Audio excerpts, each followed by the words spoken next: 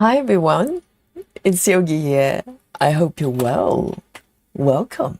So it's Wednesday, about 8:30 p.m. in UK, London. I hope you're ready for a spot of stitching. I certainly am. So every Wednesday is our Kim Jacobs SAL once a week. And I hope you're armed with a piece from Kim. And if not, I would like to know why. Because Kim's work is absolutely beautiful. If you're not familiar with the artist, and go have a look at Heaven and Earth website. Okay, so this piece I've been working on for a little while. This is restart of a restart. Okay, it's a theme going on. It's a recurring theme for September. I restarted my Gecko Rouge, I restarted this one, and then restarted again a week after. And if you've been here with me on the journey, you know what happened. And I'll probably give you a quick recap later on. So this piece is called the Valentine Nook. It's from Heaven and Earth, Kim Jacobs, of course. And even though, let me show you the markup. It's so adorable. Even though it's a Valentine theme, but in my mind, this is it's timeless. And every time I look at this picture, it just brings joy to my heart. And it's slightly different, I say, to quite a few other pieces from Kim. This one is got a lot of, kind of girlish colors. It's got a pink, it's got a red, and it's generally very pastel. And whereas other pieces, if you've seen and familiar with Kim's pieces, probably you're working on a few of Kim's designs. They're more earthy and slightly different in color schemes and style. But I absolutely adore this piece. So this is a mini size, okay? And even though it's mini, in Heaven Earth terms, there is no such a thing as small. So it's still fair size, So let me show you my app right now and show you my progress at the moment. And so this piece, I started from the center. The first start, I started from upper left somewhat, and the restart, I decided to go from the center because it's, it kind of captures a lot of really juicy bits of this design. And in terms of stack, and currently I'm on 1.37%. So for a restart, it's not too bad. I literally only started a couple of weeks ago, and I've been working on it kind of once a week, with you. And the colors involved 89 colors, if you look at the bottom left there. So for today, of course, I am going to start a new sprint.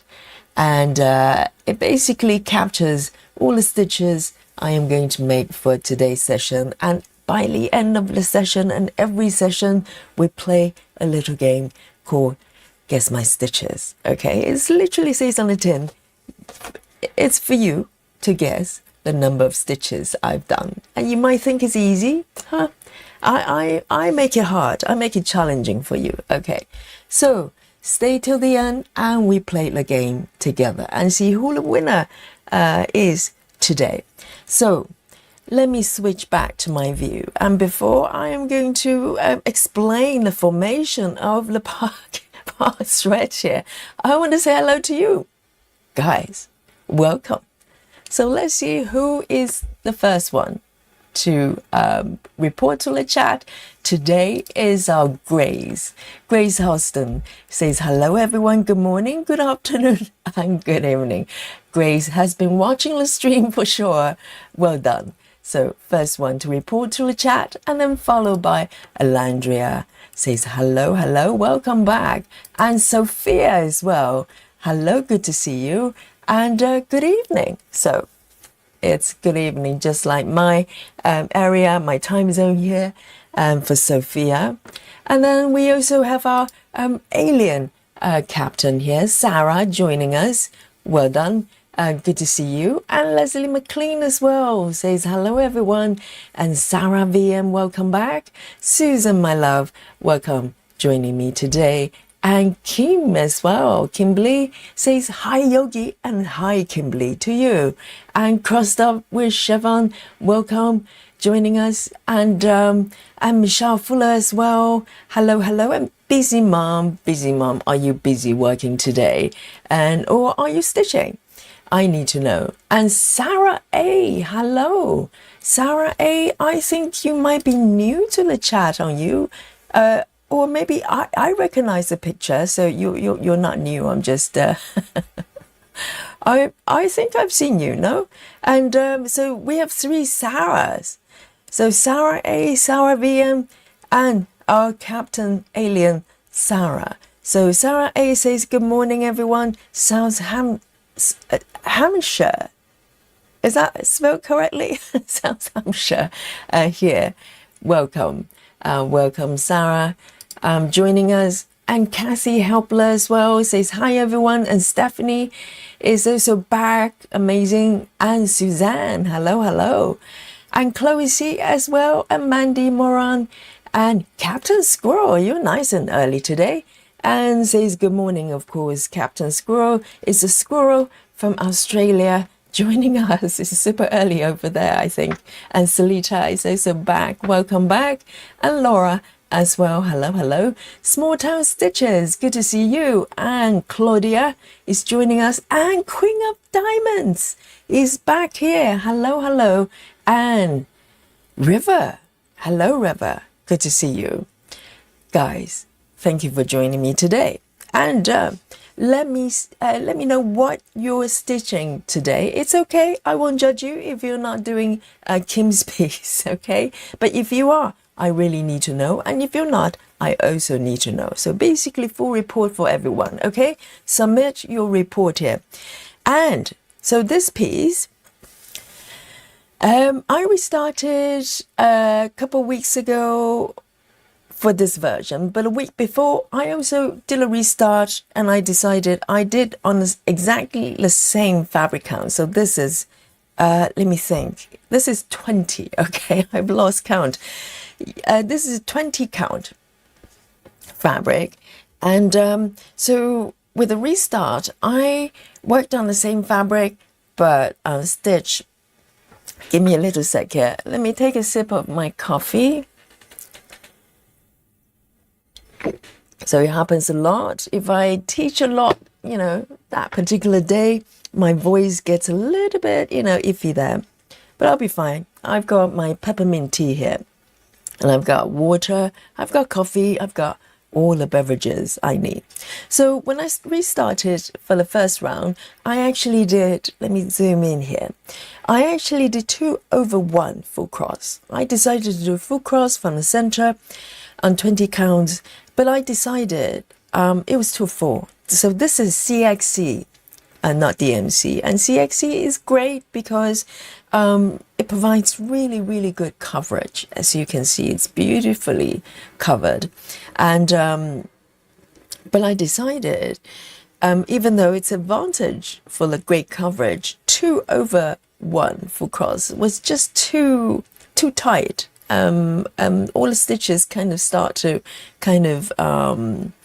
it was just getting a bit crowded. So it took some courage because I literally just restarted the project, and I decided to restart again last week.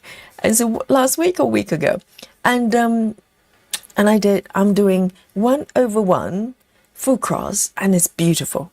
The coverage is excellent. And also, it's quite easy to stitch, no problem there. So I'm very, very happy with the progress now. And as I'm starting from the center, I was doing block by block stitching. I wanted to try out, I don't know whether you've seen some guys, particularly in the chat, they're doing it as well. And you can see examples, better examples on our web Facebook. group. If you haven't joined us, join us. You get to see everybody's work close up. And I was fascinated by some of you, some of the guys here, parking toward all directions. Up, side, top, bottom. I wanted to try it. And with some success, I did block by block, but then realized that there's a tension line forming there. And this is probably the first time I've seen, observed tension lines with my work. And I don't know why that is. I've done block by block before, and so I don't know what's happening here. So I decided to fuzz, kind of loosen the edges a little bit. And as I was doing that, it gradually evolved into, I'm trying to think, yes, I decided to just go mini cross country with parking. And as I was doing that in the last session, then I decided maybe I don't want to park anymore. So I evolved into about 3 different methods during one session. That happens, it's not impossible to happen. And it happened in the last session. But now, as you can see, I'm not just parking up, bottom, left, right. It's literally instead of windmill, we call it windmill, okay, the method. It's turning into a starfish. And I don't know where it's going to go today. I haven't made up my mind whether to continue parking or slowly clearing up the park threads as I go. Maybe a combination between. I'll probably park if it makes sense. But what I'm going to persist is going from the center and to the surrounding stitches rather than going a certain direction. I'm from the center, so it makes perfect sense for me to just kind of ease out doing my cross country, which I really enjoy right now, and also it would eliminate the tension lines like this. Okay, so when you do it block by block, sometimes it happens, but this is probably the first time it's so noticeable, and I don't know what I've done differently to cause it to be so visible. It could be the color schemes, I don't know. But whichever way, I've decided to go kind of just loosely outwards. I may park, I may not. Let's see how it goes. Okay, so this is the plan today. CXC, 20 counts, and starfish method, okay? You can borrow it. It's free of charge. No copyrights required. And it might evolve into other creatures later on. So stay tuned. And so let's have a look where everybody's working on. And as I'm picking the first color here, so let me bring on my little app view and also a mock-up as a reminder as well. So here we go. Yes, today has been a little bit busy for me as well. So, it probably take a few moments for me to settle down calmly and start stitching my still, deep breathing, ujjayi breath. So I think because this edge looks a little bit hard at the moment, still have the straight line. So I might start from here.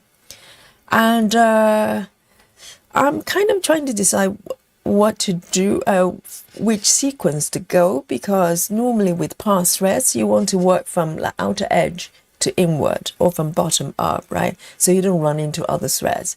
But I might kind of be spontaneous and just pick the ones that make sense to me, because I want to create some loose edges for the left side as I move forward. Okay, so the goal is to maybe use up the thread, and if not, maybe I end it because otherwise I'm going to continue to run into pass threads here.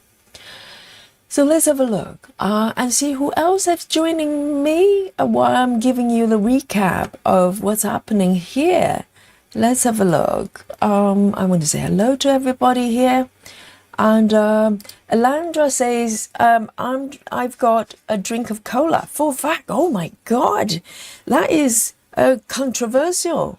I don't think I've had a full fat Coke forever. I can't remember the last time, to be honest. So amazing, Electria, full of courage. And I'm stitching an Oh Hey design called Follow Your Dreams. Absolutely follow your dreams. What else? Our only guide is our vision, our dreams. Amazing. So Grace says, today I'm working on Kim Jacobs quoting room, 20 count 1/1 with CXC threads. Good girl, good girl. At least I've got a company with a SAL. It's a SAL after all, right? And so amazing, Grace. Yes, quoting room is a challenging but rewarding piece. I think it's challenging because of the color scheme. It's very light. Even though this light, I felt quoting room is even more subtle. So it takes some time to build up enough stitches that you feel like, you know, you're actually stitching something other than air. Okay, so some air stitching is happening there sometimes. And Sarah VM says, I'm starting the traveling library.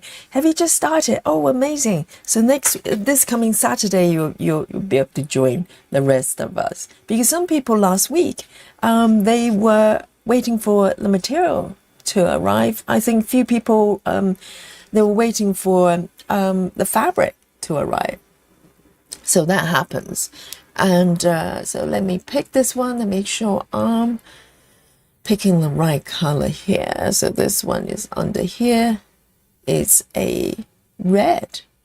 Why does it look so? Oh no, it's incorrect. Yes, I think this one looks better. Let me double check. This looks red. The swatch says purple.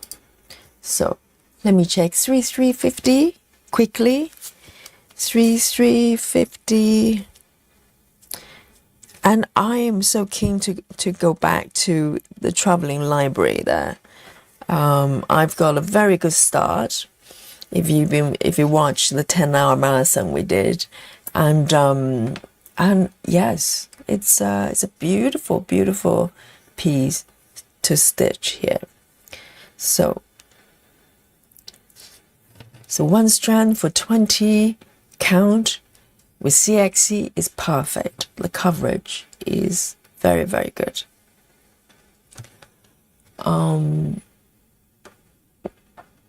River says, I'm working on Gnome, Tinker, so love this piece.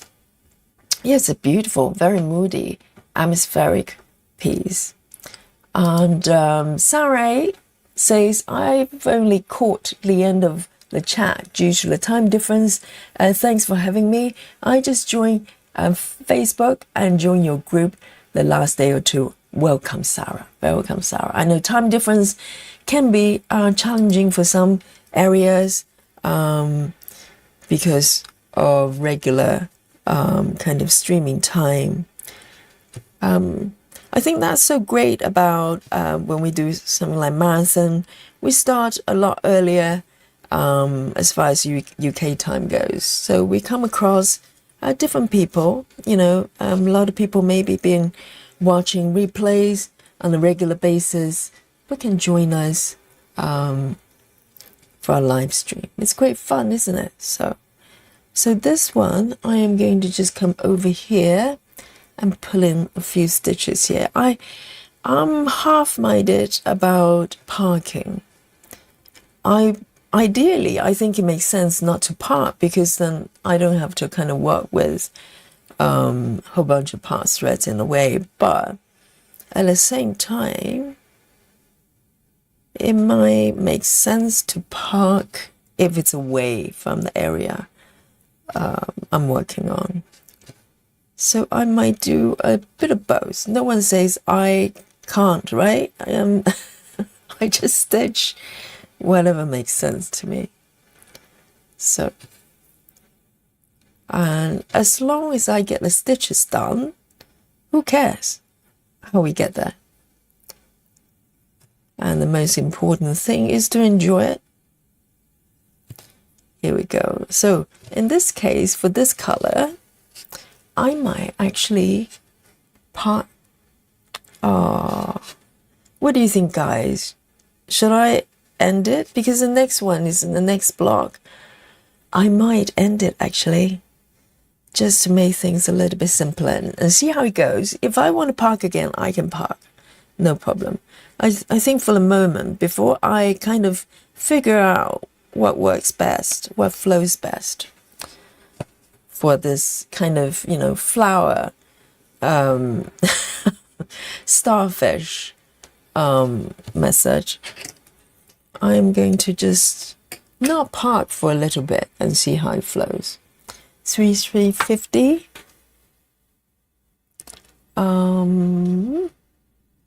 Okay, so I duck my needle there because after a while it looks like a tornado. It's been swept by a tornado. It's like an aftermath of some sort of, you know, storm. So when I see you guys doing this method, it looks so easy and so pretty, and for me it just turned into a tornado. I don't know how that happens. Yes, River says it looks like a star. It is. And Landria says I've got a drink of, oh, I've read that one, sorry. And let's move down. I'm going back and forth. And Irene says, hi, Yogi. Hello, chat. It's been a long time, but a long day, but luckily we're together. I know, same here. I've had a long day as well. You can tell my voice is kind of going, and hopefully it's going to hold up till the end of the stream. It happens sometimes, you know. I don't talk very loud, you know, when I'm teaching, but after a while it does, you know, get a little bit worn off if I teach a few classes a day. So yes, relax and stitch with us. And Suzanne says, tired tonight, my work on quilt room, having some golden milk. What is golden milk? Is it like a very, very creamy? Sounds lovely. Sounds nourishing. And Captain Squirrel says, I'm working on Chroma by Margaret Morose. It's also Hade. Oh, I'd love to see what it looks like. And Claudia is working with iced tea or drinking iced tea, doing some Christmas stitching. Why not? It's that time of year, isn't it? Every day is Christmas, moving toward Christmas. Absolutely. So I'm going to move on to the next color here. And just to say hello to a few joiners to the chat there. Serena is here. Hello, hello. And who else? Betty, did I say hello to you? Yeah. Hello, hello. And Susan Barnes as well. And Heather House is also here. Amazing. And I'll come back to the comments. Okay, I just want to say hello and greet you, to welcome to the chat. And as you know me by now, I read thoroughly but slowly. Okay, that's my excuse. So sometimes it takes a little bit to get to your comments, but I do my best. And so this one, I think this one is done. Let's have a look. Yes, I think this one is done. I just didn't mark it. So let's mark that one and move on.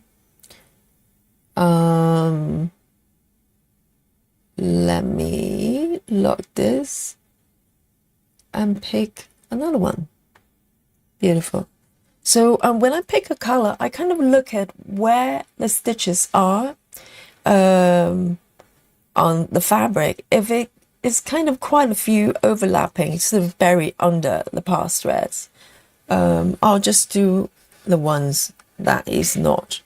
So that's what I'm doing right now. Take it easy, in no particular order. I just go to the area that I feel like it and makes sense as well. So here we go. 20 count is really nice to stitch, actually. You know, if it's kind of it's got quite nice resolution, if you know what I mean, because sometimes people worry that if you stitch on larger counts, the piece doesn't look as sharp and refined, which I don't entirely think that way, because I just think it's a different expression of the design, isn't it? Doesn't matter what count. But 20 is kind of has that balance in the middle, because 20 count is, you know, if you're intimidated by 25, then 20 is still very easy to stitch, quite easy on the eyes, but at the same time it you know, it creates a pretty nice sort of definition there. So it kind of has that balance between resolution and, you know, accessibility for the ease of stitching. So let's have a look. So this one is spreading over to the bottom as well. I might not go under because it's gonna have to I'll have to bring the thread over quite a lot of stitches, so I might park it over there. Okay, so I am going to part this one actually. I'll figure out what I want to do. It might not be consistent, but it will make some sense to me, I'm sure. Maria is joining us as well. She says, "Hi Yogi, happy stitching from UK." Yes, amazing. Welcome. And let me just go back to what everybody's working on. So if you just join the chat, let me know what you're working on with me today. Let's have a look. And Susan says, not cross-stitching at the moment. There's some stitching on Frederick, the literate, earlier on, knitting my sister's Christmas cardigan. Oh, knitting for a change, Susan. Yes, controversial. Is the cardigan part as controversial, or Christmas card, or Christmas part? Drinking coffee, very nice. Yes, Christmas cardigan. Well, the problem with that is that you can only wear it once a year, which may be a good thing. I don't know, but that's very nice of you to stitch for someone you love. I think that's a very nice motivation to create, you know, a piece of craft to give it to somebody. I mean, knitting doesn't take as long as these pieces. You know, if you knit somewhere that's wearable, something that's wearable, that's quite nice. That's very nice.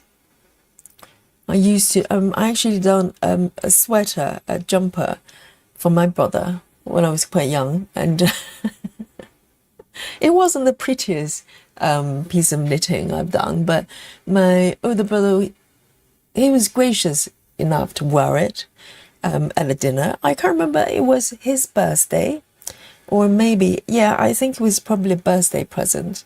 And he managed to wear it, put it on, wear it throughout the entire birthday dinner.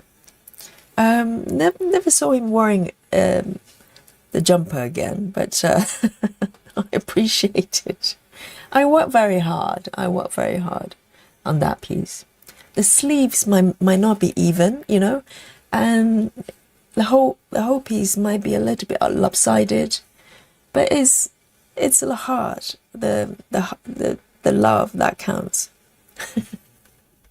So this one, oh, hang on a second, I might part this one as well, because there are a few stitches over here. Oh, I don't know, I'm not even gridded yet. Over here, let me grid one more block here. 1, 2, 3, 4, 5, 6, 7, 8, 9, 10.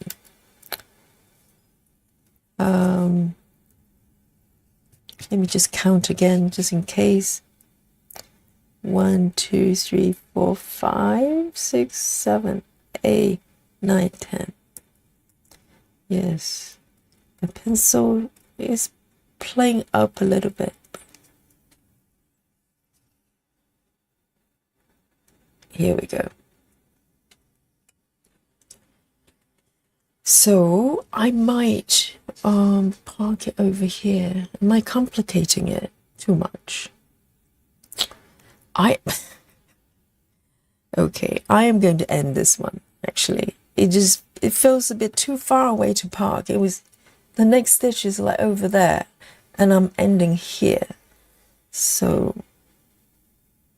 let's do a no parking on this one.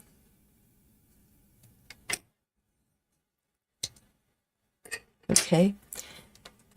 Tornado method. Okay, it's tornado, so that's why it looks like the way it is. I'm being, faithful and true to the method. 453. 453. Okay, let me pop it back.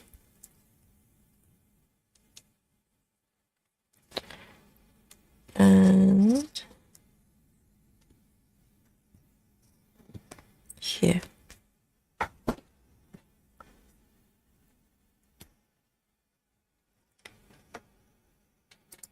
And Leslie is stitching on Ode to Damn Maggie by Tilton Craft.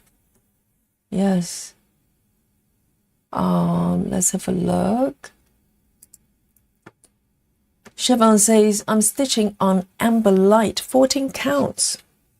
14 count is just as beautiful as 25, 28, 32.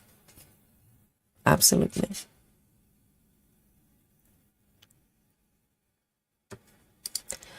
And Sarah says, I'm not stitching yet. I might pour something out in a bit. Oh, Sarah is like, yeah, I haven't even started today. And by the end of the stream, she's going to come up with like, hey guys, slow day today.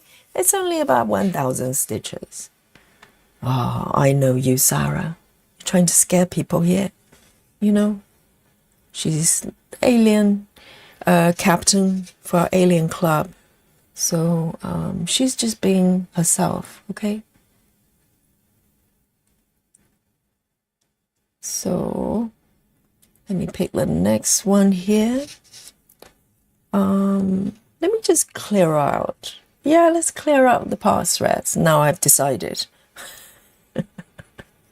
I might change my mind again. So, yeah, because it's probably not a good idea that I constantly have to kind of clear up the past thread and work underneath the past thread. It's probably not the most relaxing way of working. So yes, I've decided I'm gonna clear the past threads as I go.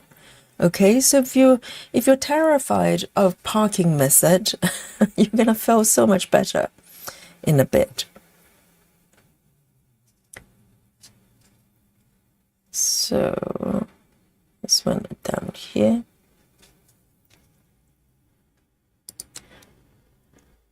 And Stephanie is working on the Super Mario World map. Again, I saw the pictures you posted. You're not kidding when you said it's a Super Mario World and also it's big. It does look very big, and a lot of you have to be very patient because a lot of block stitching, a lot of flat colors, the same colors, and then running, along a very large area. It's such an interesting pattern. And Stephanie says only 16 stitches yesterday. And off to slow start today because I've been sick. I hope you feel so much better by the end of the stream. And 16 stitches a day is no small feat, even though the pattern might not be confetti. As I said, there are a lot of, block stitching there, but that's a lot of stitches, And Stephanie, remind me, what count is your project here? Right, just give me a sec.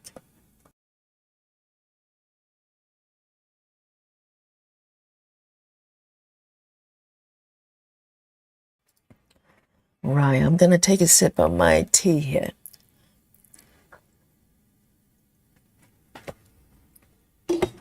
Right. Kirsten has joined us as well. And Vaduhi, hello. And who else have we got? Selen and Ren as well. Welcome, joining the chat. And let me know what you're working on, guys.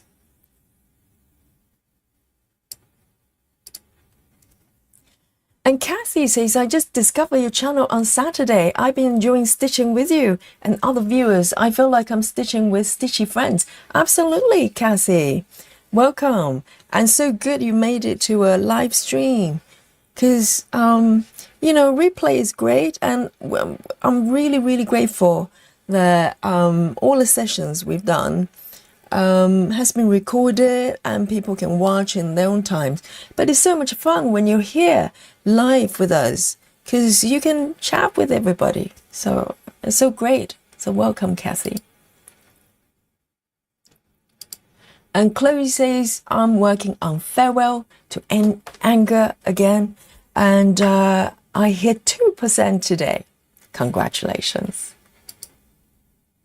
And Serena is also working on Quoting Room 25 count, full cross, drinking coffee, going to bed in 15 minutes. I hope I caught you before you went to bed.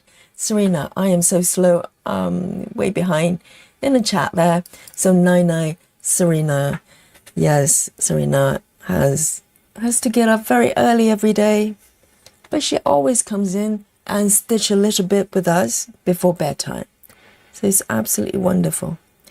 And so this one I've done, so I'm going to end this thread as well, doing a easy tuck-in method, end it.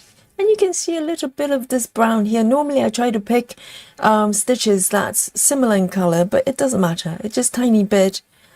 Once everything is stitched up in the surrounding area, you won't be able to see it. So here, these 3 stitches, yes, I've decided no parking today. 3 740. 3 740.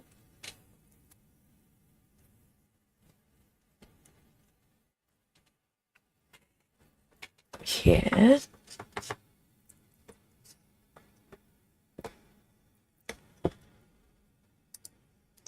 Busy Mom says later tonight today I'll be working the Quoting Room by Kim Jacobs. I'm in an area that's really light colors. Yes, Busy Mom, that's like the entire area, the entire piece. But it's beautiful. It's very, very subtle. It takes some patience, but I definitely enjoy it. Betty says, hi folks, so happy to join everyone with a wonderful cup of coffee. Yes, a lot of coffee drinkers. And Susan Barnes says, oh yes, Kim Jacobs piece called Apuri. It's a bee house piece, right? So that's beautiful. Let me grab the next color here. So I've decided to go no parking, and I'm gonna just clear these threads one by one.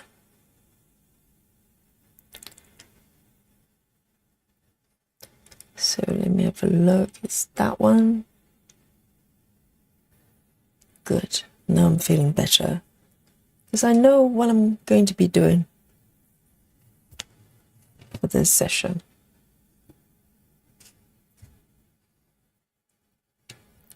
It's weird because some pieces just asking you to park, and some pieces just go near. No parking, please. And I'm trying to follow the guidance of the project.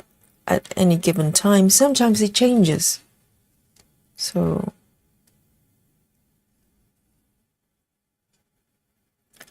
and it kind of doesn't matter if you change methods as many times as you want. Ultimately, you're just stitching one stitch at a time. So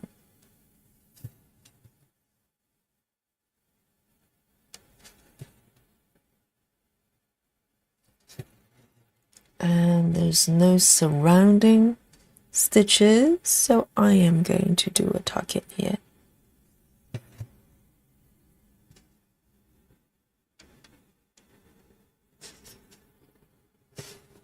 And with 20 counts, tucking in method is very, very easy to do. There's a lot of space. Right. 842. 842.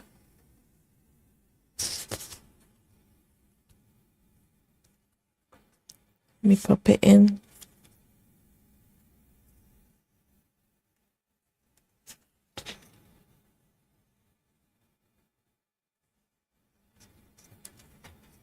So for CXC, I actually cut the threads quite long because normally I do 2 strands, and so I fold it over in half. But this is 1/1, so it end up being quite long. Let's have a look.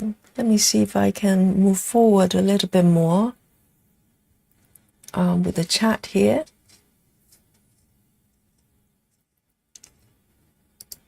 And Michelle Fuller says, working now. Hope to stitch later in the evening, but until then, I enjoy watching you and listening to the chat. Exactly. And we have, we need to form a new club for people, listening or watching us at work, and you just bring them a little bit of relaxation in between, and hopefully they're not, operating heavy machinery or surgery. Then please, watch replay. If you're a brain surgeon performing procedures, please watch replays. That would be my recommendation. But otherwise, yes, join us.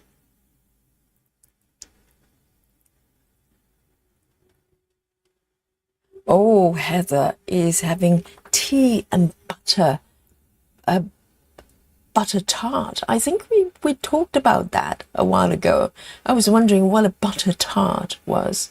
And clearly it's a tart made with butter. There you go. Problem solved. Puzzle solved.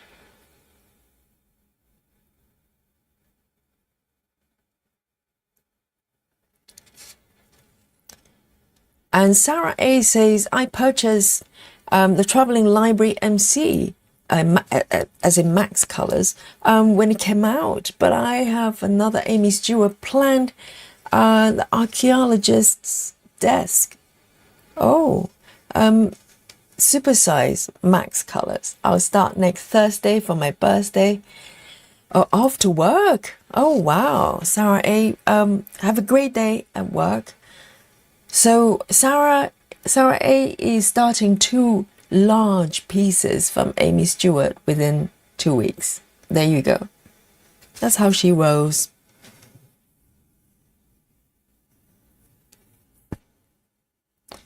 So, why don't I clear this one and move on to the upper right there? I think it would be a good idea. So this one is 2 stitches to the right there.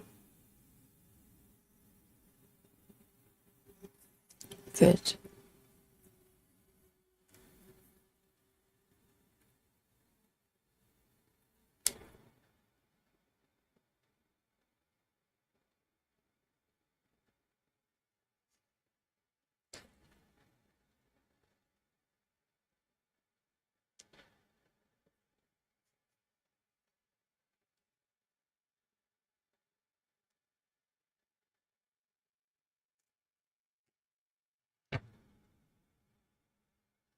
And Ren is working on traveling library as well and drink Dr. Pepper. Controversial. So Dr. Pepper is a flavor I do not understand. My body just doesn't understand when I'm drinking Dr. Pepper. It's almost like, well, why do I want to drink cough medicine? When I'm not having a cold. That's what it feels like. Why would anybody want to drink cough medicine for fun? I don't know.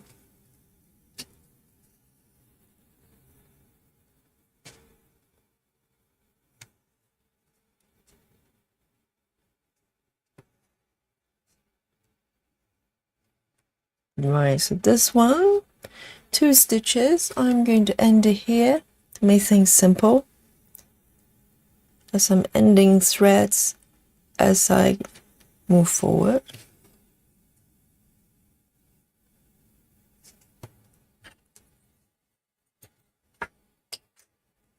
So this is like you come to a sort of aftermath of a tornado or some sort of storm, and you try to clear up the debris, and bit by bit. You need to have patience.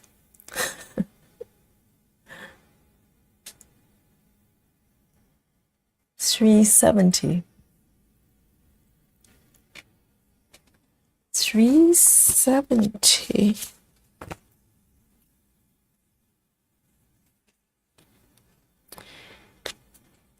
Beautiful.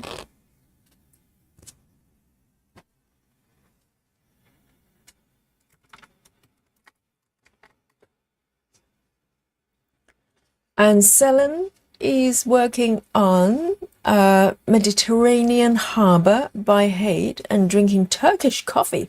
What is Turkish coffee? Is it just really strong and really sweet?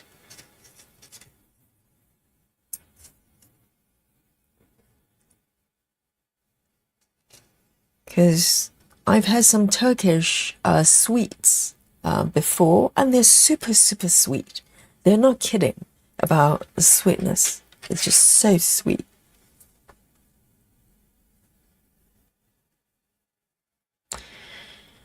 Okay, so now I'm going to move kind of upper right here. Just kind of follow the direction that I'm interested. And also there are quite a lot of path threads here waiting for me to clear up. So I am going to start from this one.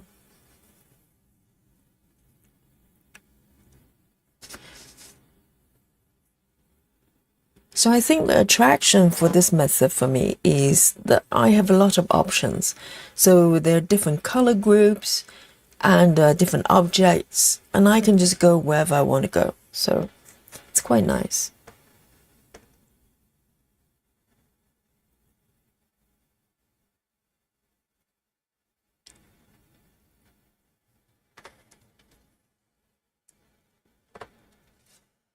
And so I got inspired by Serena and also Ebony as well, doing the windmill, the original windmill method. I tried it. I'd like to be able to do it like that, just parking top, bottom, left, right. But me being me, I just started to kind of deviate from that, and I just couldn't do it very elegantly. So I had to kind of find my way here.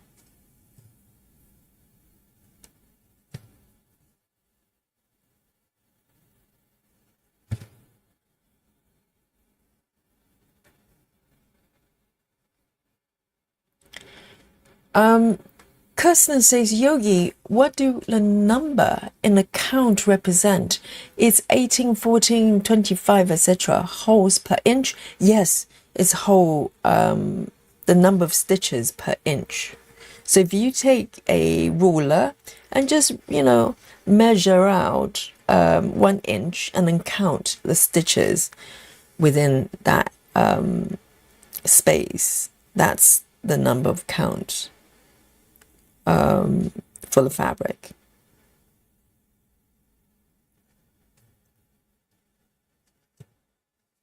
So this one is 20. So you can imagine, if you think about the fabric count as, hang on, as resolution, like pixels, the more stitches within an inch will probably make the end product a higher resolution, in theory. So if you think about that, even though it doesn't necessarily mean the higher the resolution, the better. But that's generally how it works. So let me mark these ones here. Maybe I want to move down with this one because it's kind of available.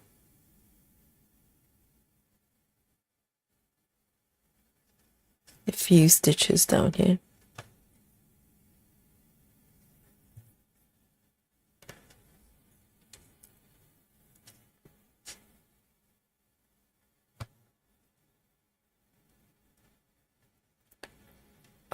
One, two.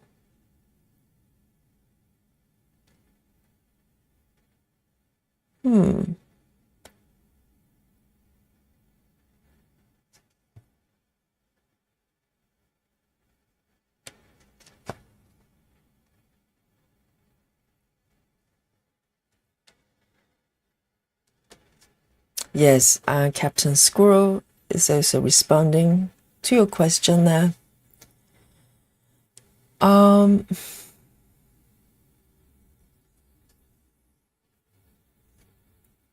So Stephanie says her Mario World is 16 counts. Very nice. It looks so so playful though. It's like, you know, retro games that,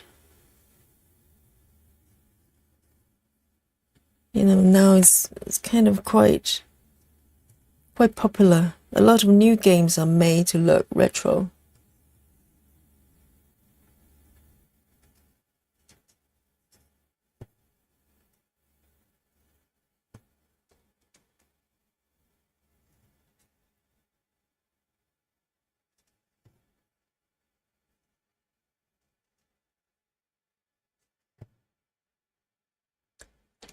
Three more stitches in this area, and it's perfect because I'll literally just use up the entire piece here.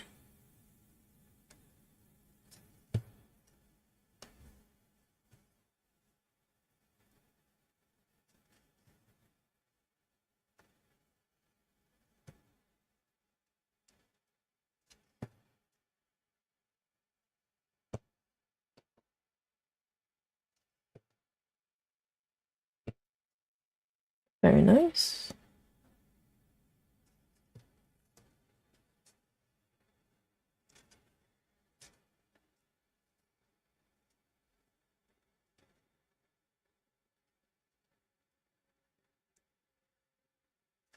And Vadu, he only has one project ongoing, so I can guess it.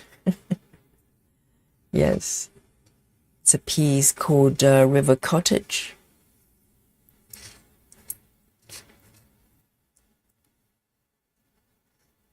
And Rochelle says, just got home and prepared some lunch. Cottage cheese with nuts and seeds and drinking mineral water. We'll be stitching my Swiss landscape when I'm done eating. That sounds lovely though. Very, very healthy. Yes. Cottage cheese with nuts and seeds. Very nice. Let me have a sip of my very healthy peppermint tea as well to soothe my voice there.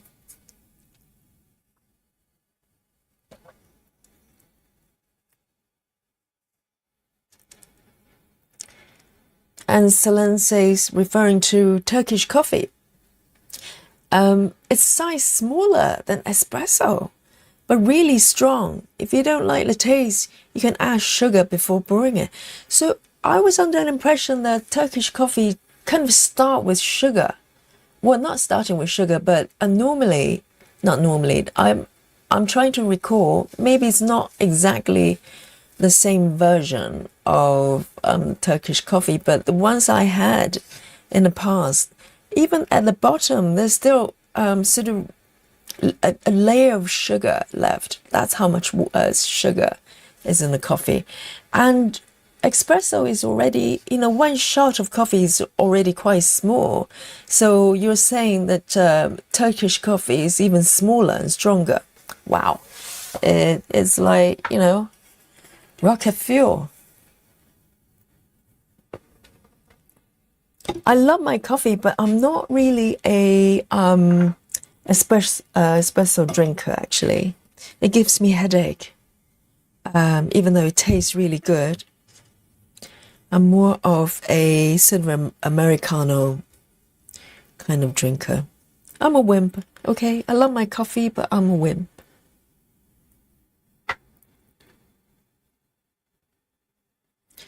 Right.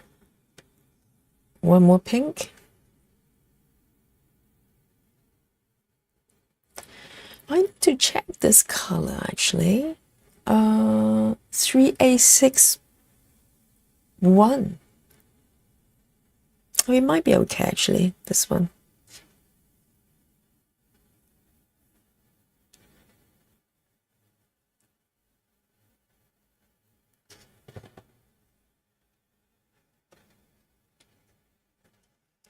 And also, when I drink coffee, I don't add any sugar.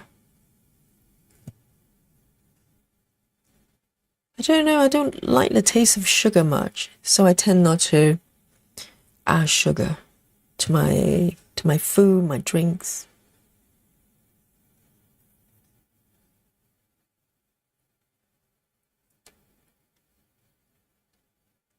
Hey, Linda Anderson joining us. Hello, hello. Are you stitching today? And if you are, let me know what you're working on.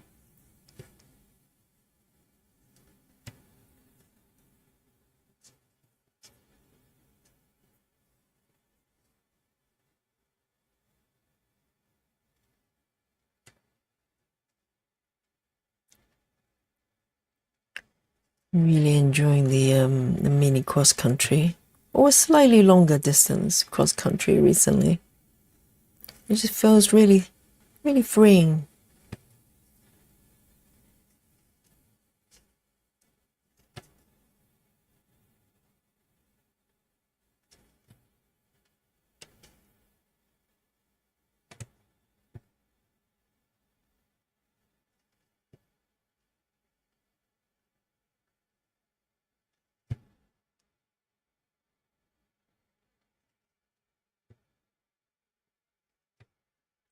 I've managed to a couple more stitches with this piece.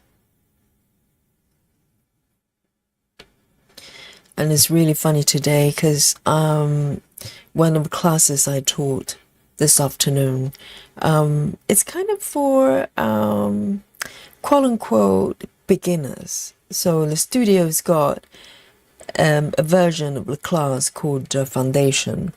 And even though I tend to think, yoga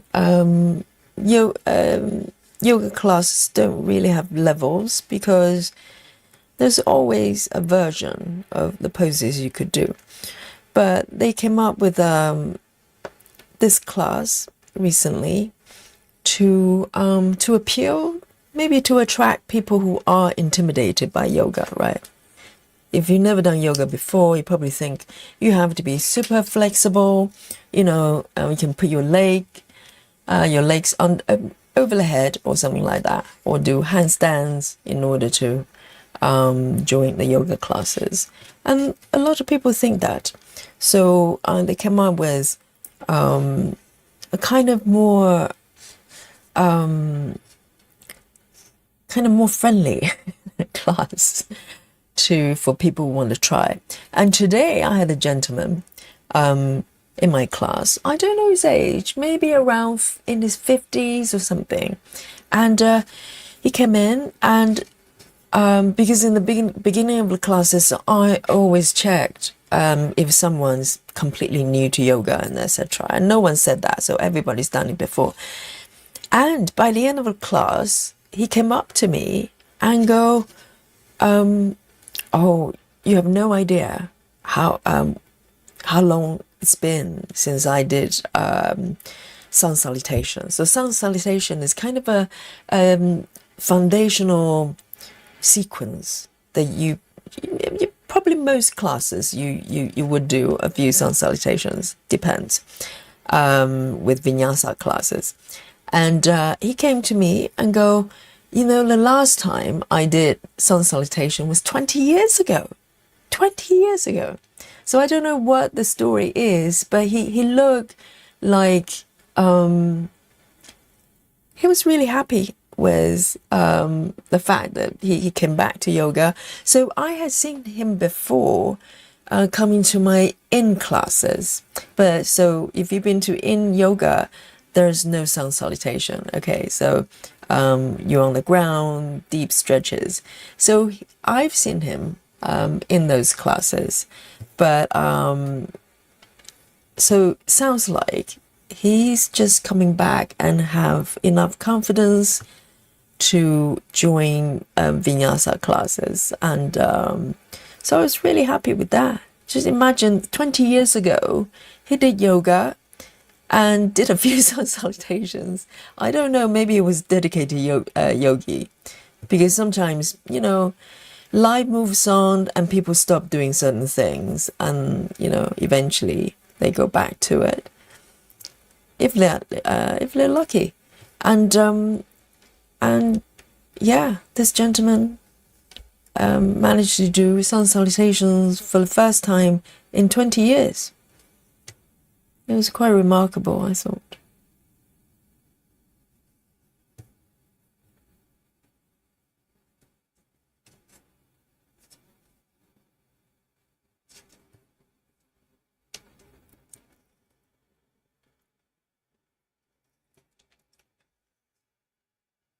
And Selen says regarding the Turkish coffee, she says it's not sugar, it's telf. What is telf? Telf. Telve. Some coffee grounds. Normally you should drink that. You shouldn't drink that. Oh yes, there's some ground coffee at the bottom as well. And Turkish coffee generally served with Turkish delight. So I have to confess, earlier on I said about Dr. Pepper, it's a flavor that my body doesn't understand. And I have to say, Turkish delight is also something. My brain and my body just does not understand what I'm eating. I don't understand it. The flavor doesn't really compute in my head. Anybody, chat, have you had Turkish delight, and are you a Turkish delight eater or not? As in whether you like it or not, or whether the flavor makes sense to you. I want to know a general consensus. Am I the only one that does not understand the flavor of Turkish delight? Go. Irene says it's so heartwarming to hear. I know. I think you're referring to the gentleman. Yes, I mean, day to day, it's remarkable. People come to me and tell me stories or things. They don't have to share with me, but they want me to know. Mostly, there are medical conditions. It's amazing what they share with you. And they tend to think that if you're a yoga teacher, you can heal everything and you know the solution to everything health-wise. And I always make sure that they know that I'm not a doctor, but they always tell you all sorts of things and go, well, is there a yoga move that can, fix this or that or the other? And yes, It's quite sweet, but at the same time, you have to manage the expectations, you know, and also to resist the temptation to give out any advice that I'm not qualified to give, you know. So, oh, Captain Squirrel says, I love, capital love, Turkish delight. Okay. And, oh, River says, what even is Turkish delight? Oh my goodness. Selen, can you explain to River what it is? Yes, it's very unique. Sort of, it's not dessert. It's more like a sweet snacks. If I have sweet tooth, you know, go for Turkish sweets. They're very sweet, very sweet. Yeah, I used to work in sort of corporate offices, and for some reason, very often people bring Turkish sweets to work. A lot of pastries and coated with syrup, with all sorts of things. Very, very, very sweet. Some people love it. And Sarah says, I don't think I've ever had Turkish delight. Oh, so some people don't even know what it is. Interesting. And Suzanne says, love it. Claudia says, I tried Turkish delight as a kid because of the Narnia books. I didn't like it because it was expecting a very sweet candy. Now I like it as a treat after a savory meal. So maybe it's a more grown-up taste because it's more complex, isn't it?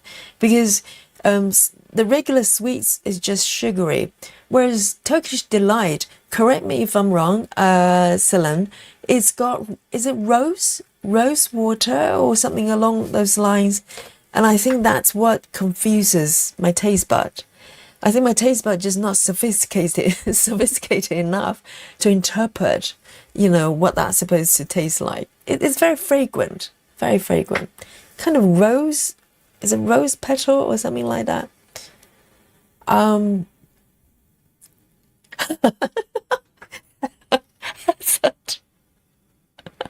Okay, so here we go. So I think this is what it is for me as well. Heather and me, we're in the same camp. We're of taste bud. We're in the same camp. I think that's what it is. Turkish delight tastes like soap. I don't know whether this is where, you know, it's a bit like coriander or cilantro, where the taste bud, you know, we're kind of made differently to interpret certain taste. And I love coriander, okay? Some people think coriander tastes like soap, but I think this is where you know, it divides with Turkish delights. Either you love it, like some of you, actually more than I expected. I expected probably more of you going, well, that tastes very unusual. But me and Heather, yes, I agree with you. I think that's what it is. It tastes very fragrant. It's almost like the taste is not supposed to be in food or edible items. And that's what my brain's is a little bit confused. And Claudia says, my husband isn't a fan of Turkish delight, but he also isn't a fan of things flavor with rose water. That's it. That's it. And orange blossom. I think that really is floral flavor isn't my favorite. Yes, I think it's probably the rose water element. And it's so strong as well, because I don't know what rose is supposed to taste like. Does it even taste like rose? I don't know. So my brain is going very confused. It's just very confusing. And it also tastes like soap. Absolutely. I think that's what it is. Right. Let's see. Let me double check these stitches here.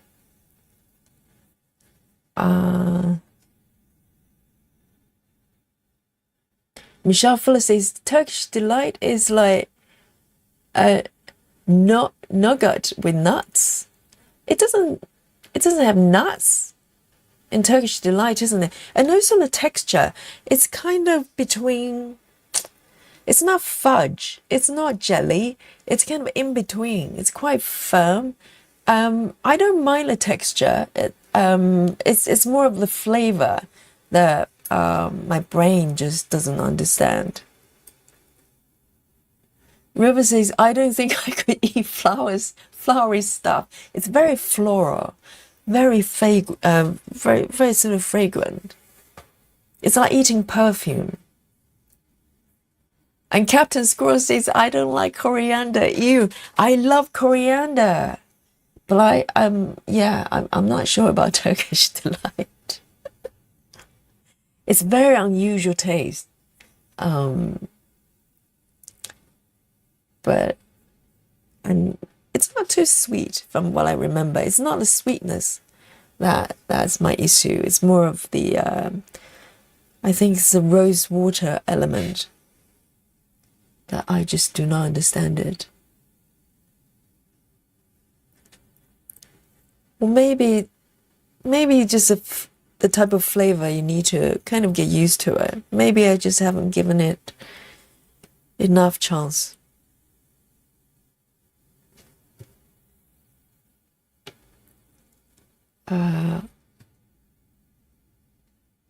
Let me end this one, maybe. Trying to think. Yes. Let me end this right here.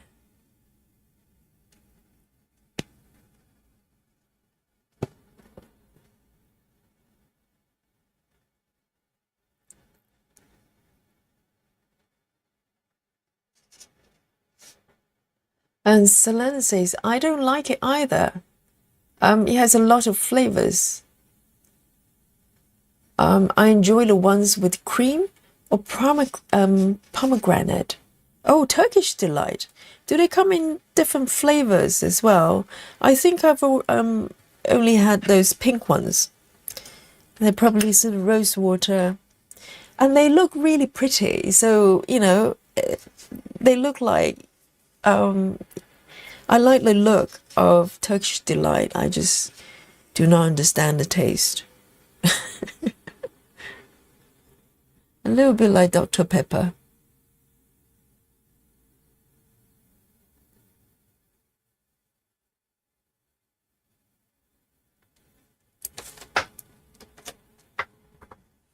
Claudia says, the thing with people thinking coriander tastes like soap is genetic.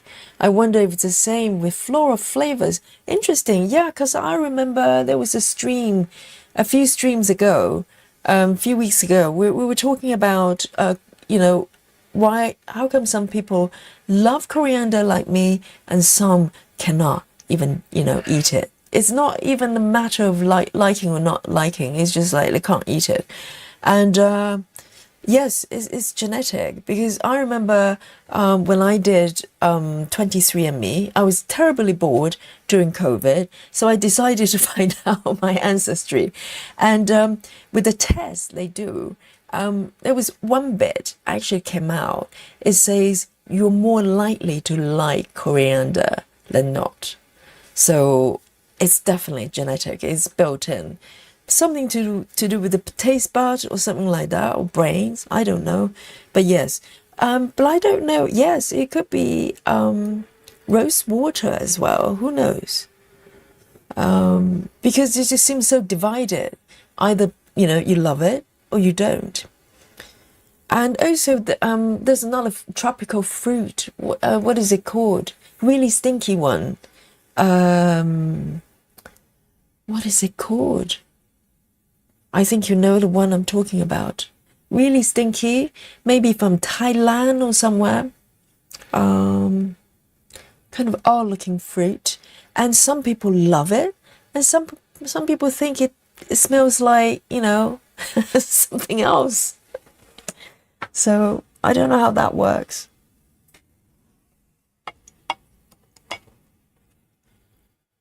Oh, we have another Claudia Schmitz. Welcome. Are you new to us? If so, I need to highlight you. That's our way to welcome newcomers to the chat. Welcome, Claudia. Maybe I have to have a sip on my tea here. And Vadu, he says, in San Luis Obispo, I probably butchered that one, sorry about that, in California, there's a store called Turkish Coffee. And they have delights to die for and super expensive. Oh, the shop is called Turkish Coffee, says on the tin.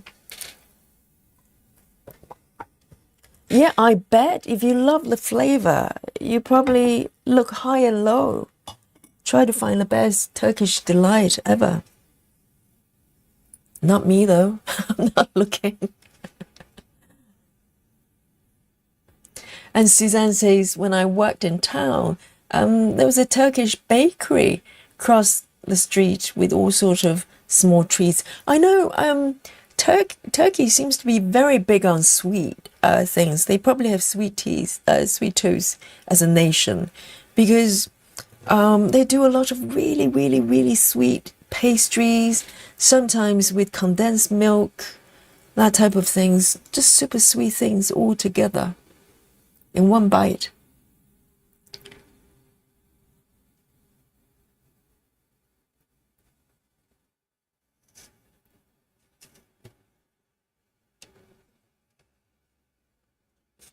I am going to move up from here. I need to check this color though. A42. A42, why does it look so light? Okay, it's fine. It's fine.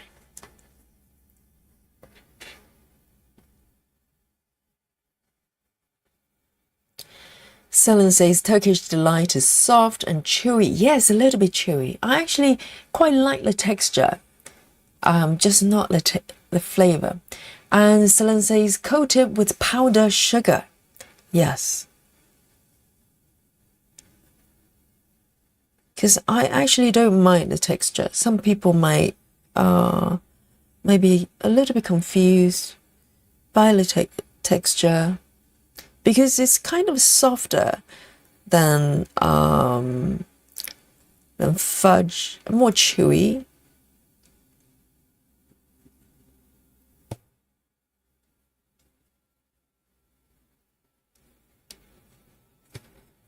Yeah, but when I eat Turkish delight, I just feel like I'm eating something that is not supposed to be edible.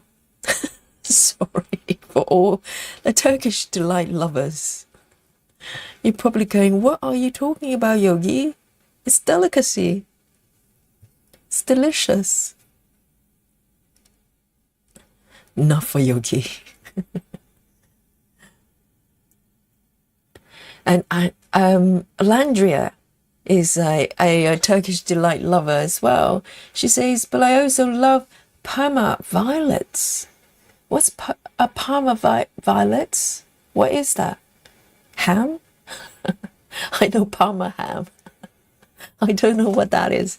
And she says, I don't like coriander though. But that could be genetic. It might not be just purely liking or disliking.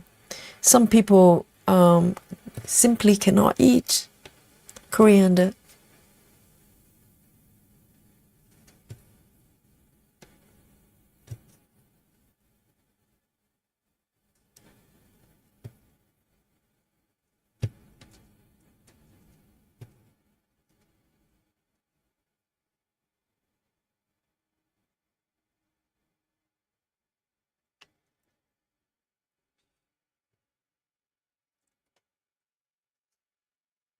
And Suzanne says, there was this Americanized version of Turkish delight, applets and cullets or something like that. Oh, I don't know what that is.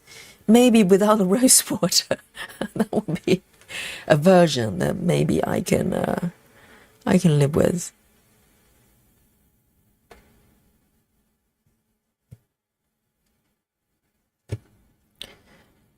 I love spices, but the floral flavor is just, it doesn't feel like it should be in food. But I know it's very commonly used in sort of Turkish cuisine.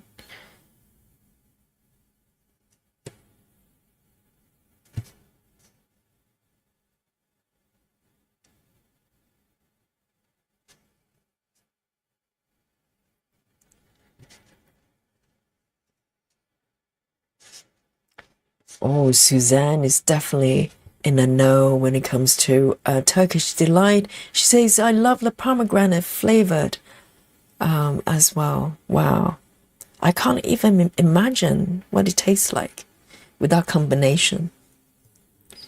Because pomegranate, even if you eat it fresh, it's kind of, very subtle flavor. It's a little bit sour, not very sweet.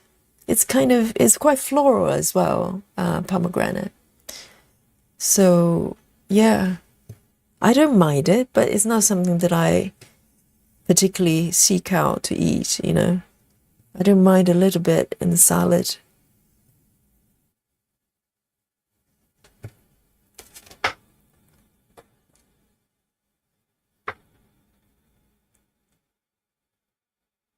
Durian, yes, yes. Me, well done.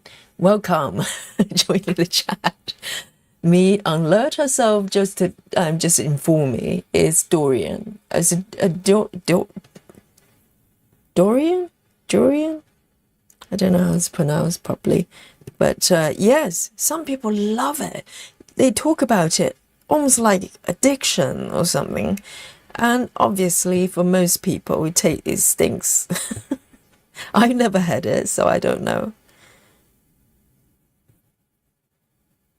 But their foods like that is just, such a clear divide. It's just really interesting.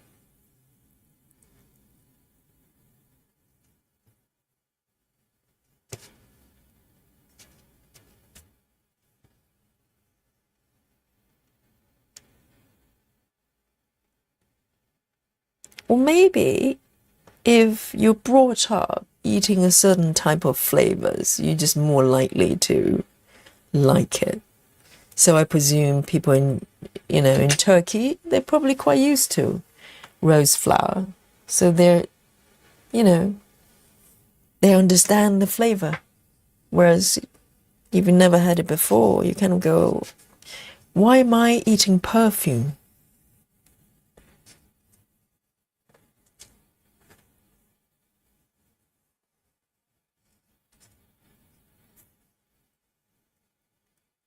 Oh, Claudia. Claudia says durian, when it's fresh, is so good. Does it not stink? Claudia. Yes, but there are certain foods that it really stinks, but when you eat it, it doesn't stink. Like I think in Norway is like the most smelly tin fish. Is it from Norway or is it somewhere there?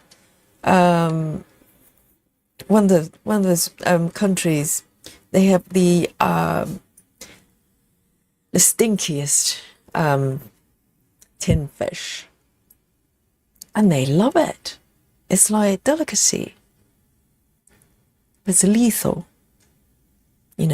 If you stain your clothes with that, you stink for days. I don't know how that works.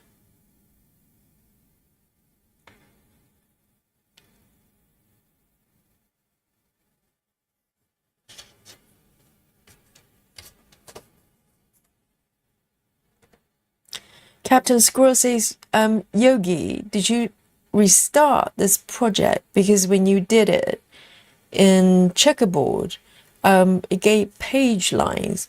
No, it wasn't the reason. So the first version, I actually did it on 14 count and on a piece of Ada. And the reason I didn't like it was because I did checkerboard, because I just wanted to do something different, break it up, and because the border, if you start from upper left, let me show you the full markup here. The white border with the pink outline, that's part of the design. It's not a decoration just outside to frame the design. It's part of the piece. So I started from upper left there, the first try. So there was a lot of whitish sort of stitches. So in order to break up the kind of, monotone, I decided to do checkerboard shapes. Basically just, create a box moving from upper left and do a bit of the center bits and then occasionally go to the border.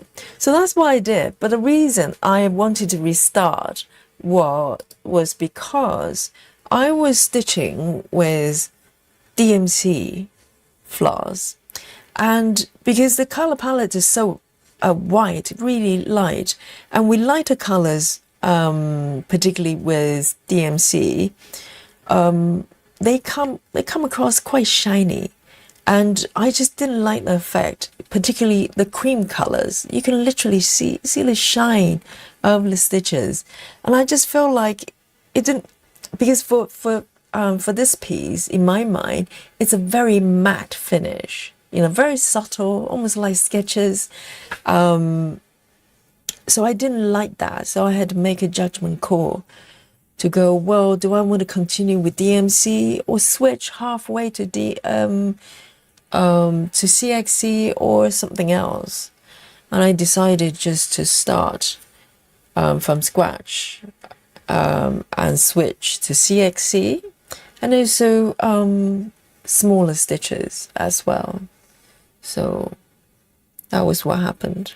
So, but I think it's a good switch. It's quite nice. It's very nice.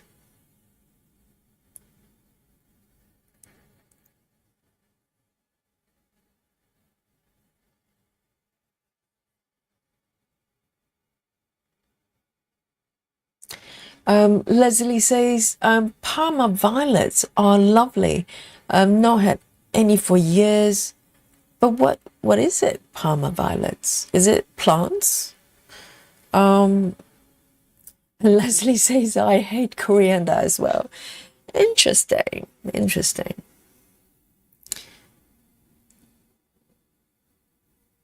Right. Here we are starting from here. It's so strange, isn't it? Taste buds.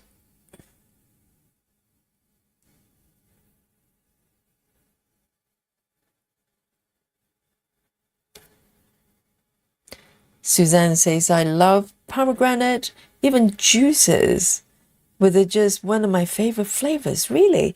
I mean, that's the thing. Maybe it's just a matter of taste bud, because pomegranate for me just tastes very, I don't know, it's very earthy though. It's very grassy, but I can't really say I like it or not like it. I don't mind it, but there isn't any distinct taste that I can go, wow, I love it. I think Suzanne has got a very refined taste bud. She can interpret flavors that my taste bud just cannot cope. I just get very confused.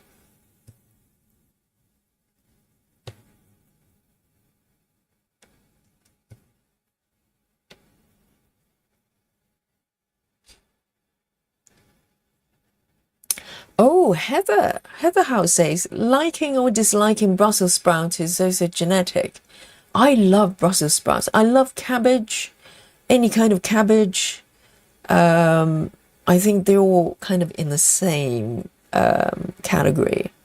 No, Brussels sprout is gorgeous. I didn't know that there's a sort of genetic divide with cabbage. I know it exists with coriander. Brussels sprout is nice. I think majority of people don't like Brussels sprouts is probably just like a lot of vegetables. They tend to be overcooked when they started eating them since a kid. Maybe in the school canteen or whatever. They're just overdone, overcooked, so they hate it. Otherwise, if it's cooked properly, Brussels sprouts are lovely.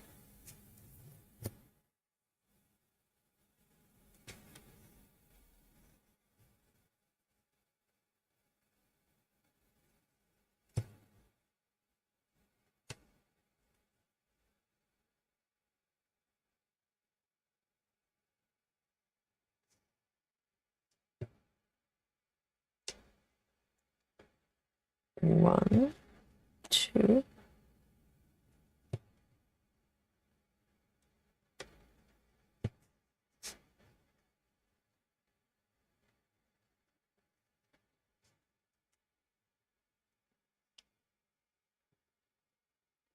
Oh, Swedish. Suzanne says, referring to the stinky tin fish. Yes, it's quite well known. It's almost like a challenge when people try to eat it. They have to go outdoor, open air area just to open a tin. And they need to cover the floor, everything, just in case it stains. It's terrifying, but people eat it.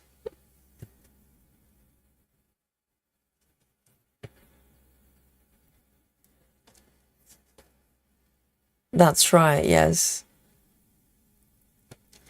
But I suppose the fish is probably one of those foods that when you smell it, it smells terrible, but when you eat it, it's not. It's weird.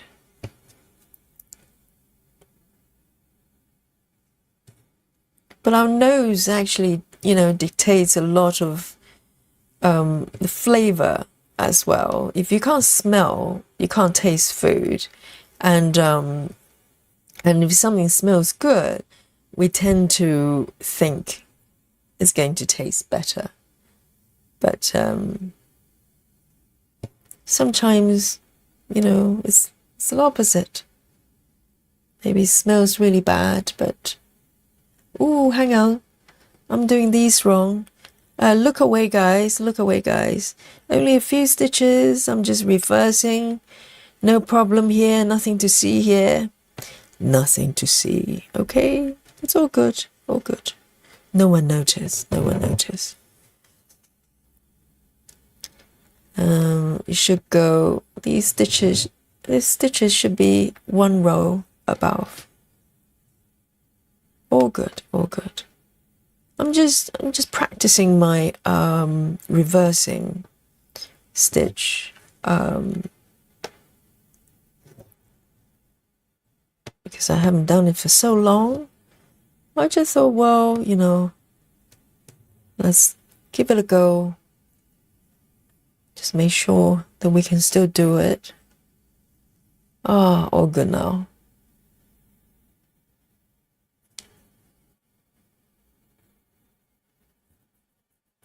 Yeah, I mean, coriander, cilantro, it's lovely. Goes with everything.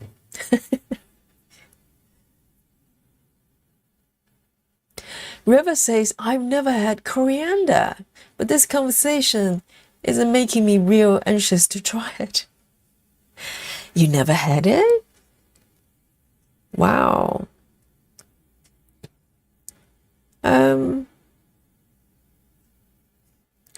I think you should give it a try just for the,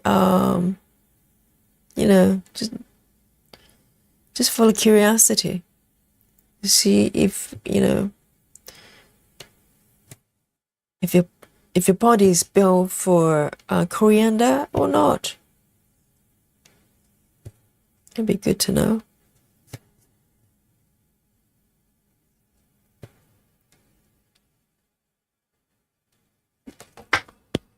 Need a sip of the tea.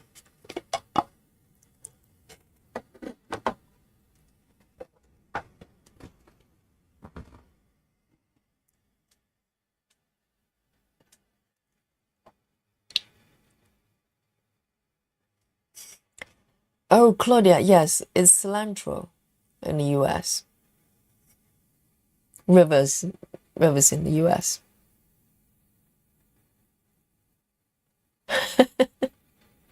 Claudia says the more cilantro, the better. I know. Yes. It's so gorgeous.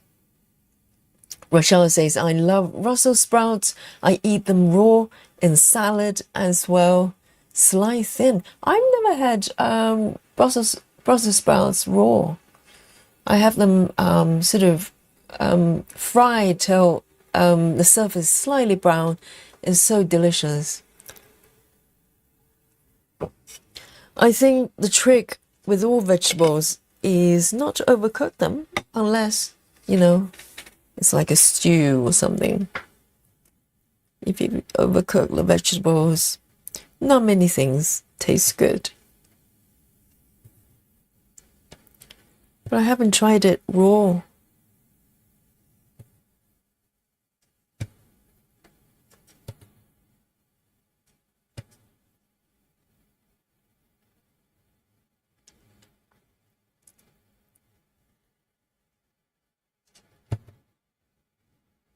I'm gonna end this thread of the stitch.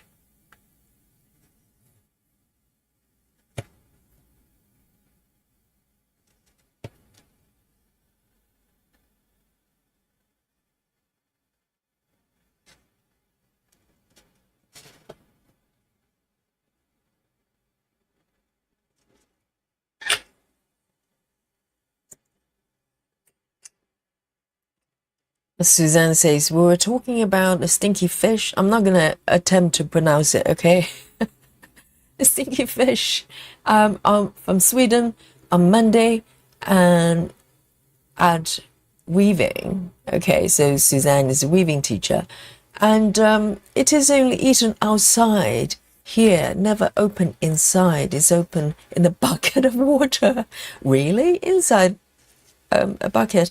I saw a YouTube video of someone trying to see if his cat would eat it, but he was opening the tin outdoor, the tiny little tin, and he had to have like a bedspread, the fabric covering the floor.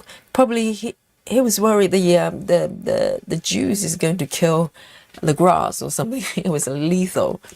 And it was outdoor, and he was just covering everything in the surrounding area, and opened the tin, and the cats actually liked it. He's got like 3 or 4 cats, and they started eating it. So cats are made differently.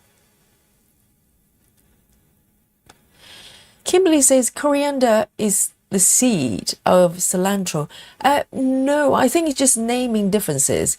What you're referring to is coriander seeds. Yes, it's a spice. It looks nothing like, coriander. But over in the UK, I don't know about the rest of Europe, but it's referred to, cilantro is referred to as coriander, as in leafy herb thingy. Cilantro, basically. So it's called coriander over here.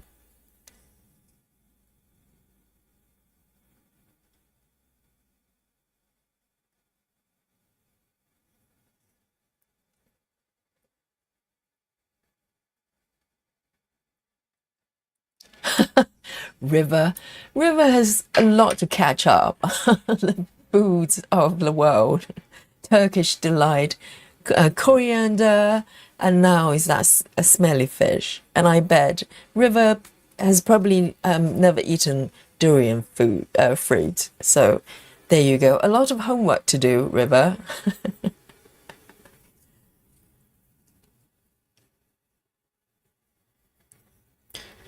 Right, the next one I'm gonna do probably this one here.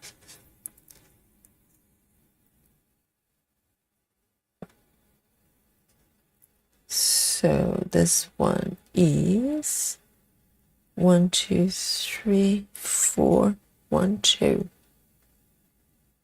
Here.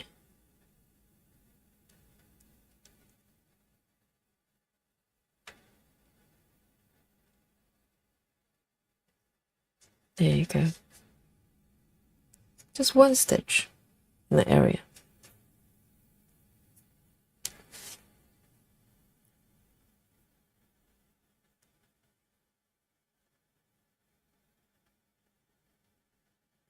Oh, Elise River has had Brussels sprouts and she likes it.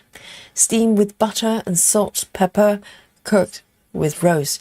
I mean, Brussels sprouts is very similar to cabbage. So if you like cabbage and similar, kind of vegetables, you should be fine with Brussels sprouts. Very similar in flavor.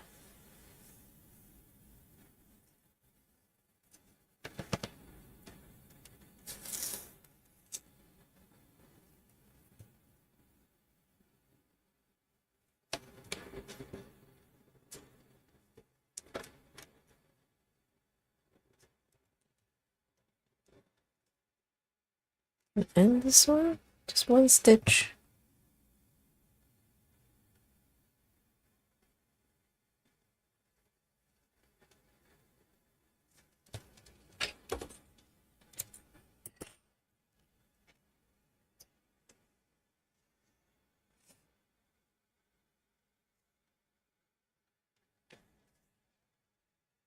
Oh dear. Suzanne is now painting a very delicious picture of, I think you were referring to the fish, right? Or is this something else? Because Suzanne says it fermented, so it bubbles. I guess when you open it. Oh dear. It bubbles. I don't know. And Selene says, today I watched one of the Kamari's Stitch With Me videos and I was shocked. She's stitching like a machine. It's too fast, Selene. Yes, welcome to the, yes, I don't know, welcome to what? I don't know. Welcome to the world with Kamari in it. Guys, if you don't know who Kamari is, she's a floss tuber, a Japanese lady. And yes, Selene is correct. She stitches like a machine. We were talking about her yesterday, and she's one of those really, really rare human beings. You know, for us, for someone like me, I switch fabric counts, you know, fabric, floss, God knows what, projects every 5 minutes. Not for Kamari, okay? So look her up on the YouTube.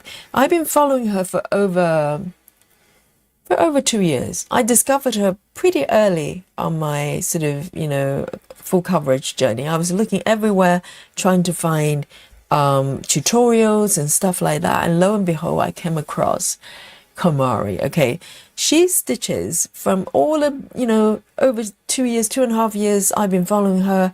She's been doing 25 count 1/1.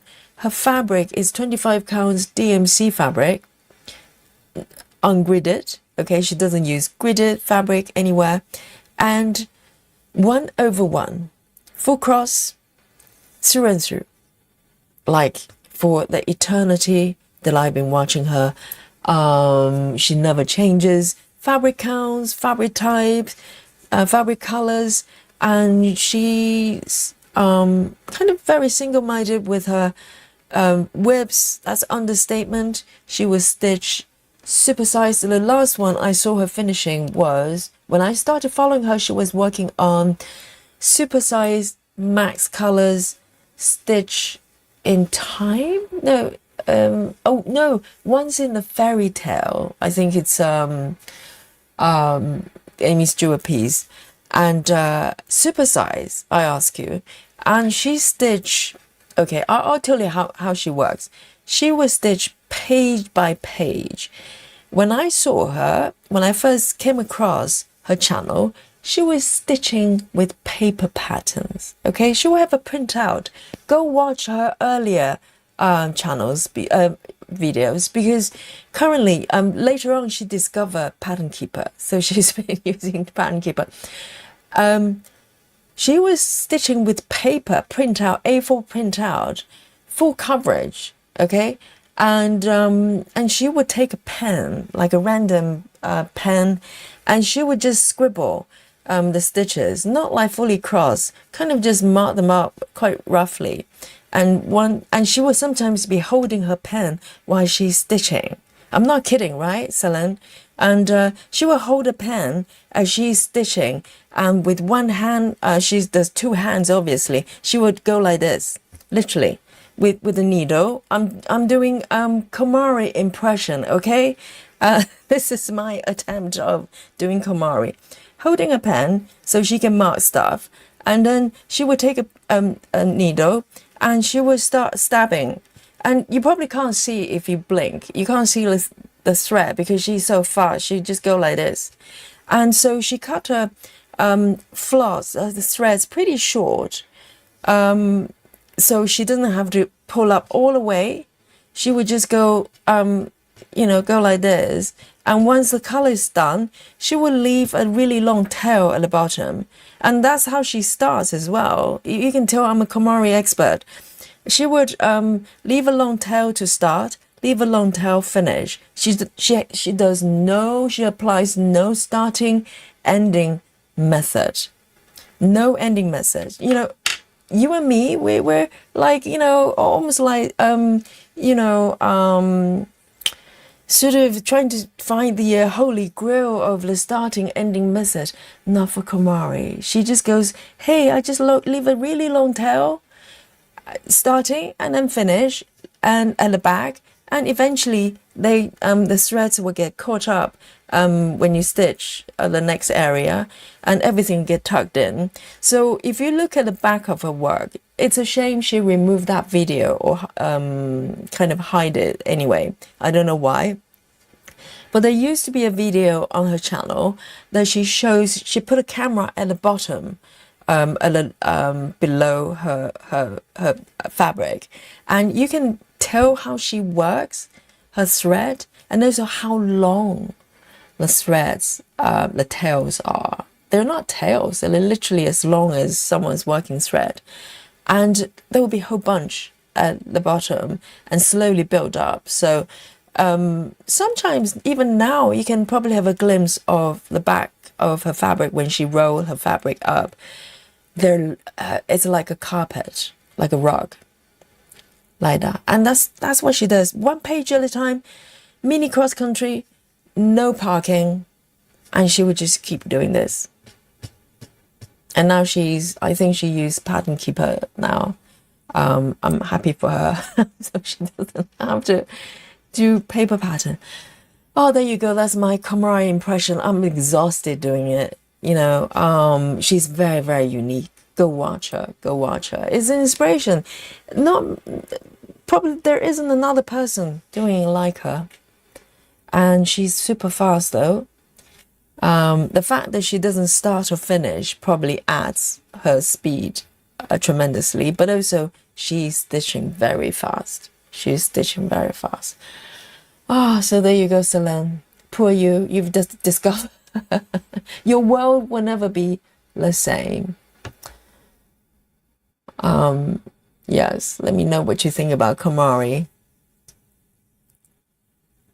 Yes, it's Komari. Yes, Suzanne has spelled it for you. Look it up. Just say, just type in Komari, cross stitching or something like that. It will come up. So, yes, and she does only live stream. So, so look up under the live tab. The video section is pretty short. So.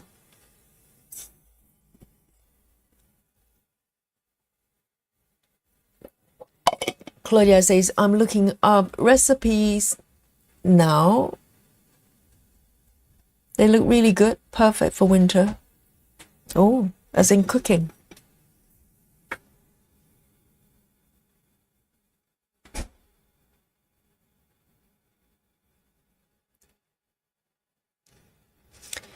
Oh, Tracy, hello. Tracy says, Komari stitches about 3,000 stitches a day. I was watching her today. Oh my God. Yes, I cannot explain it. Because the first time I saw her stitching, I thought it was sped up. I thought no one stitches like that. It's almost no pause. Because sometimes you have to pause to check with the pattern, right? And to make sure you're in the correct location, you check and double check and ask yourself, where am I? Rhetorically. But she doesn't. She just keep going. And she chats sometimes on her live stream. Not as much as I do, but she would talk to the chat and why she's doing this. She's made differently, guys. Made differently. Yes, Kirsten, have a look. Yes. So there you go. But it's nice to have camaraderie in this world because you know that some people are just made differently, you know, not striving to be her, no chance. But yeah. And she has many, many finished pieces, heaven and earth designs, supersize, etc. And she can just work on a single piece day in and day out and day in and day out. Some days she's a little bit sporadic with her streaming. Some days she would do 3 or 4 or 5. She doesn't care. And sometimes she would go on for days without doing it. So she's a free soul. She's free. She's a free person. I admire that. I love that. She's so unique.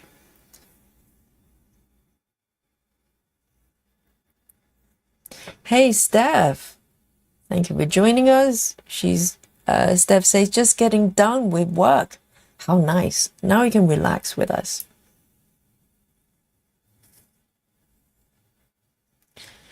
Oh, now talking about Kamari, you're gonna witness my speed, okay? A little bit of a contrast there, all right? So there you go. Mere mortal stitching channel.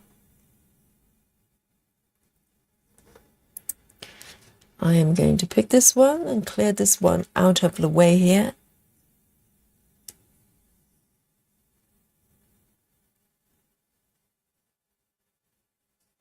So this one, see, I have to check because I'm normal, all right?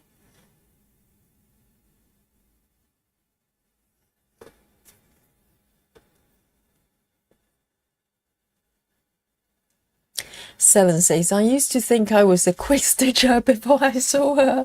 Now I feel like a turtle. Oh, imagine being me, Selen. You know, where do I put myself if you're a turtle? I don't know. There's no creature as slow as this. I know. But on top of the speed, I'm also amazed by the fact that she can just, she doesn't deviate from anything she's doing. No changing of fabric count, no changing of method. She's using the same method for as long as I know her on her channel. And I suspect this is how she stitches, ever. Mini cross country, just keep going.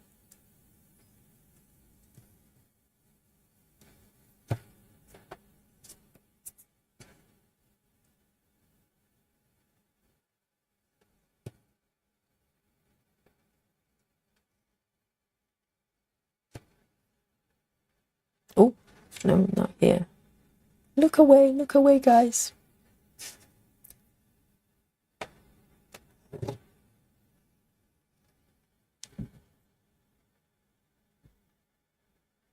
Claudia says, being in between jobs, I'm in my cooking era. My husband never knows what on earth he's coming home to. Last night it was curry, tonight it was taco. Both had coriander. Well, Claudia, I think your husband will be, overjoyed the fact that probably try to keep you in between jobs for as long as is possible. Sounds like a restaurant. That's delightful. Yes. That's wonderful. I mean, me and my partner, we take turns cooking because we're both quite busy and have different kind of timetables every day, weekly. So we try to find time to have a meal together once a day if possible, if not, a few times a week. And sometimes I cook, and he's a very good cook as well. We both, he's more vegetarian, I'm vegan, but most of the times we eat vegan. So it's all good. But yeah, I mean, sometimes neither of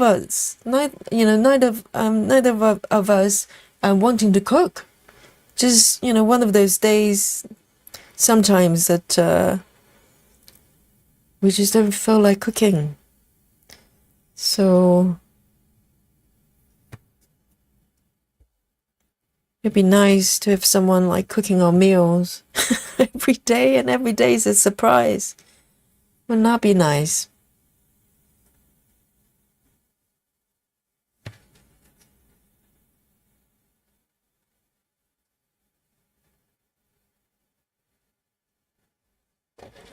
Hey, Captain Squirrel, keep it to yourself, okay?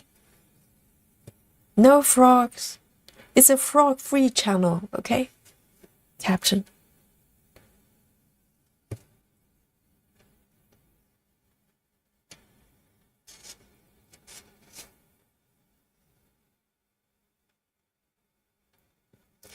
Tracy says she has about 10 finished pieces. She's a machine, like you said. I know. I'm not even trying to understand what she's doing. It's, you know, I have no idea. I'm stitching just like her, one leg at a time, but for some reason, she's in a different dimension. So that's just that. 3,000. I can't even do 3,000. It would probably take me 3,000. My goodness, that's like 2 weeks. Well, probably longer. I don't know. Dear, oh dear.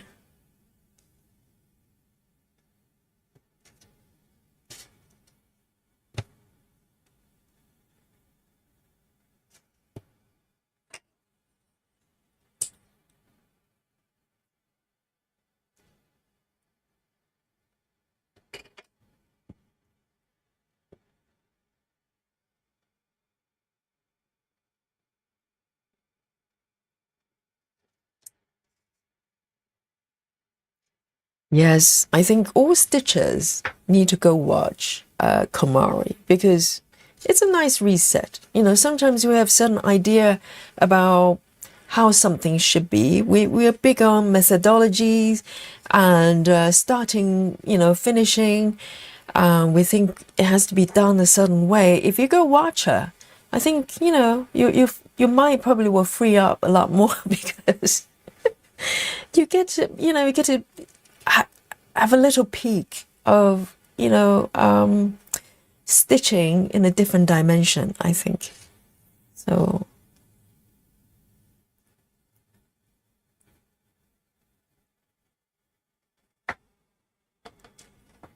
Kirsten says Kamari has a kitty that chats to her, so cute. I know, she has a cat. So yesterday we're talking about, there's so many stitchers love cats. It's true. She's got a cat.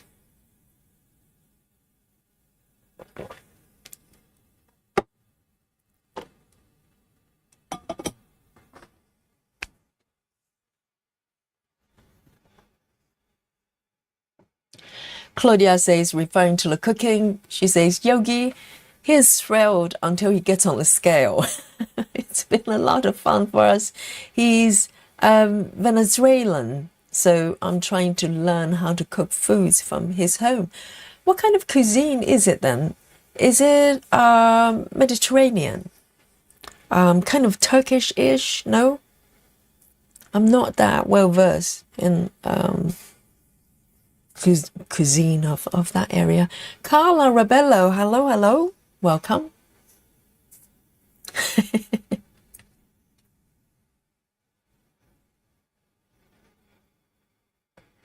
Turtle Stitcher is here. I know, yes, Turtle, definitely look up Komari.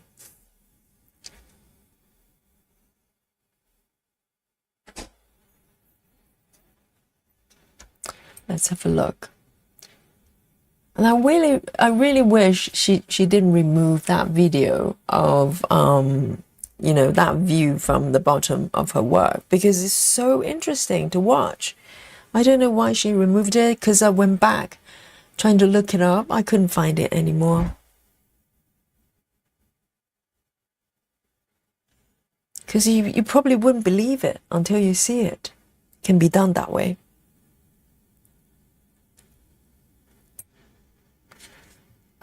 Let me move up then for change. How's that?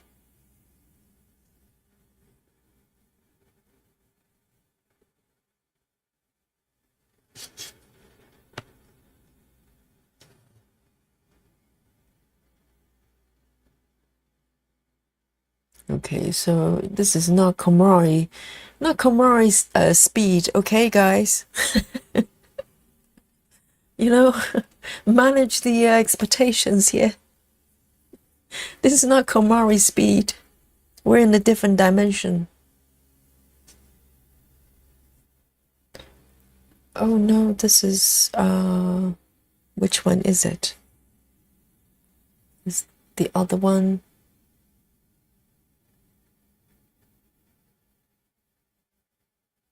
That one.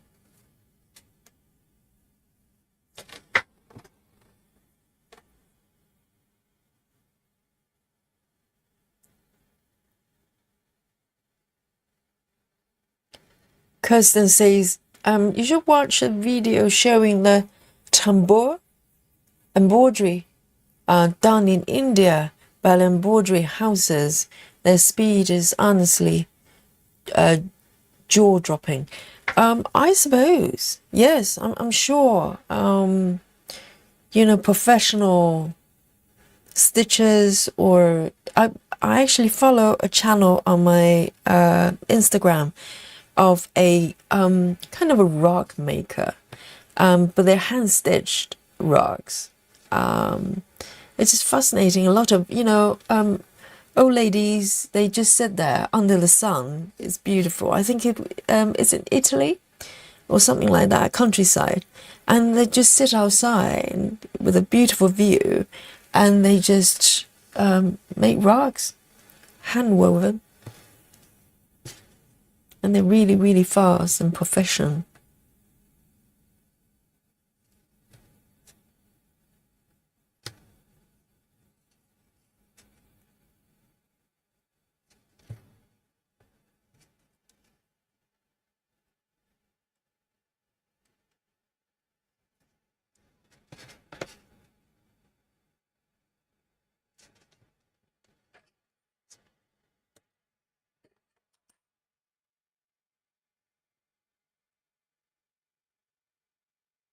Two here.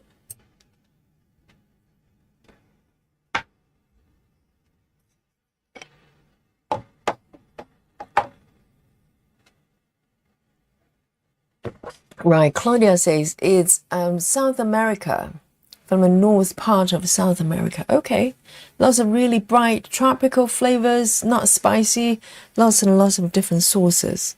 Sounds nice. Sounds very nice. Not Turkey, Total Stitcher says, did Yogi start from the middle? Yeah, this piece. It's a restart. I know. From the middle, and it's blossoming like a flower. And with tentacles, not calamari, okay? No calamari stitching here.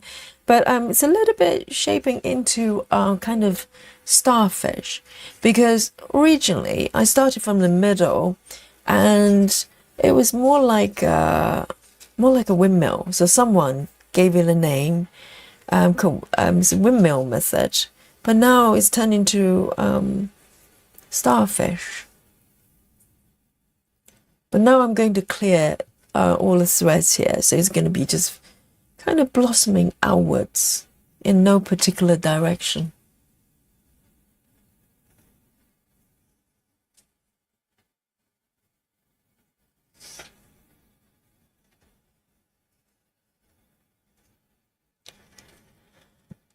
And the next, yes. And I'm sure as soon as I clear all the part threads, I want to park again, which is the way it works. So from here, I am going to actually, instead of working on part threads, maybe I can just pick a color here and start working on it. Okay, this one's 150. 150. Do I have 150 already? Yes.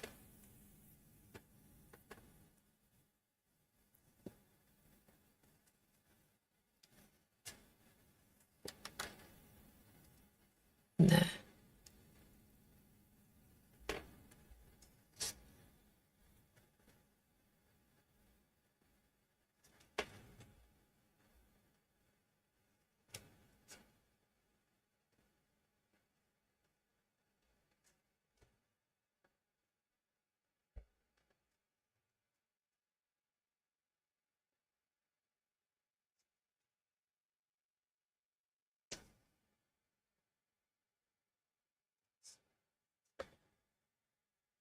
This one only has a few stitches here.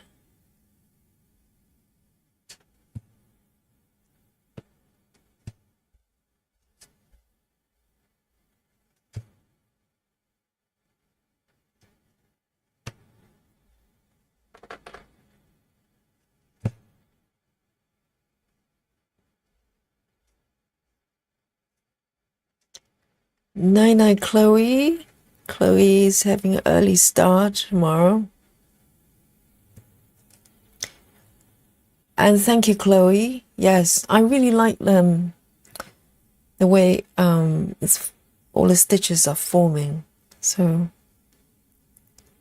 yes, good night to Chloe. Lovely dreams.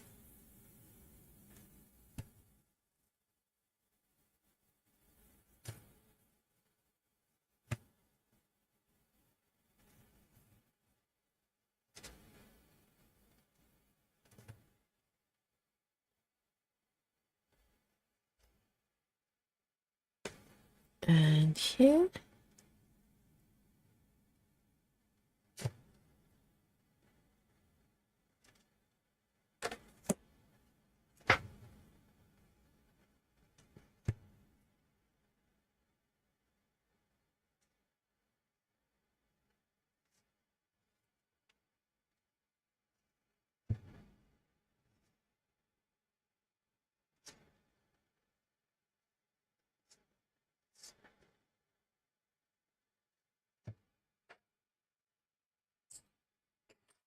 Okay.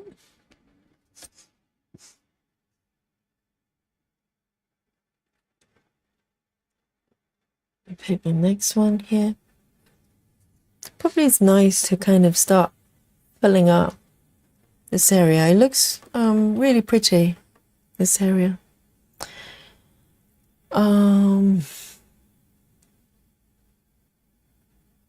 3858. 3858. See you later, Sarah.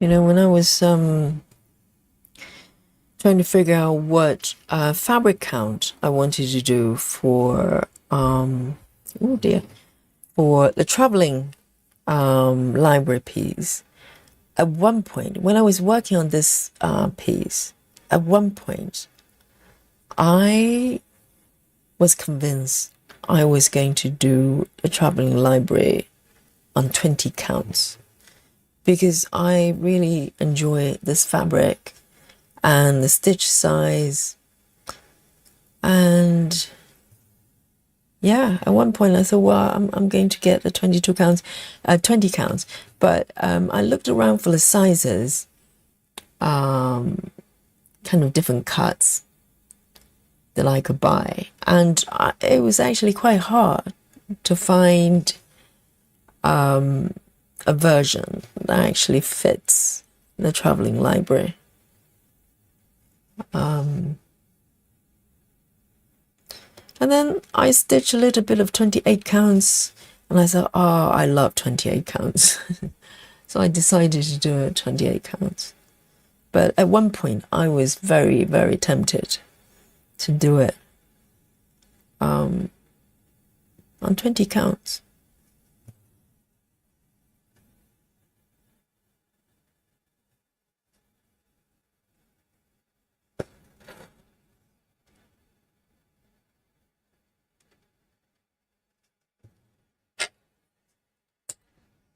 There you go.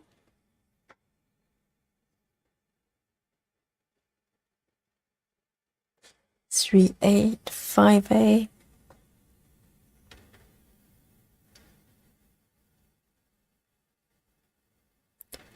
5A. Good.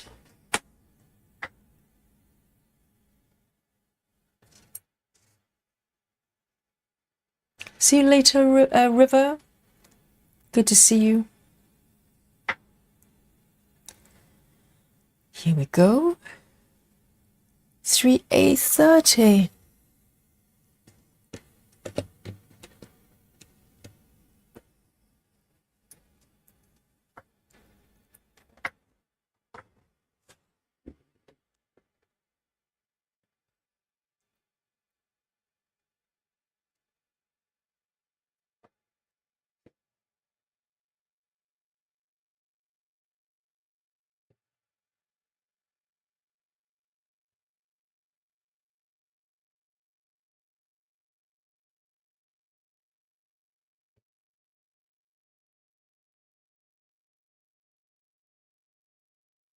Rochelle says, speaking of traveling library, I'm restarting.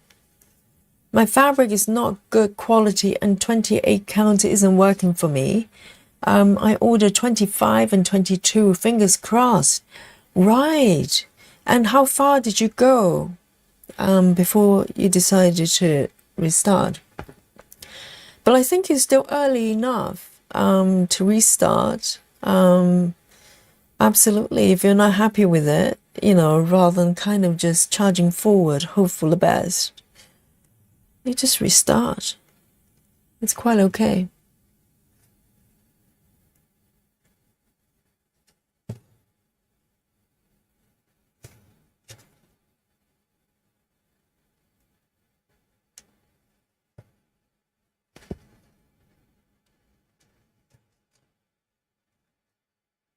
And what fabric did you get for your 28 counts? Because you say it's not good quality.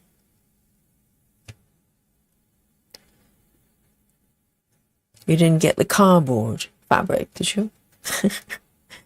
Like the one Nikki had.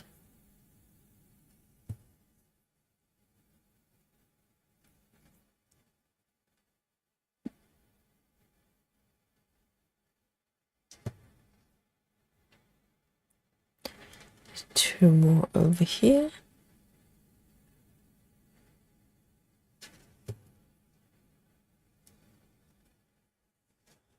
Rochelle says about 800 stitches, so not a big setback. That's not too bad, not too bad. It's like 8 blocks, right?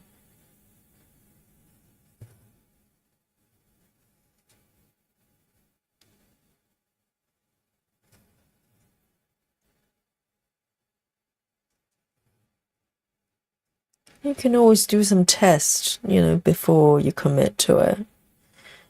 Just find a little corner on the edge of the fabric. And just do a few stitches, a couple blocks maybe just 1 block. Because then, it's not just about stitch counts, it's how it feels when you stitch on a certain fabric, on a certain count. You have to like it because you're going to be stitching on that project for a long time. So no compromises.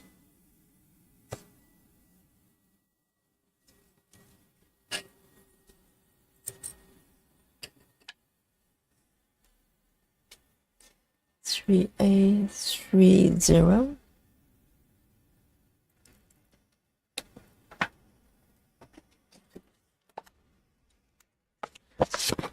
Guys, this is chocolate time for me, I think. A little bit peckish. Gonna have a piece of chocolate. And I'm sharing my chocolate with you in spirit. My button. Chocolate button.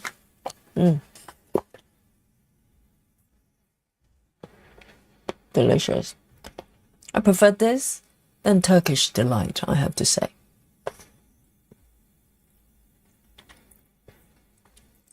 Hi, Life with Natty is here in the chat. She says, hello, beautiful people. Yes, indeed. You're beautiful.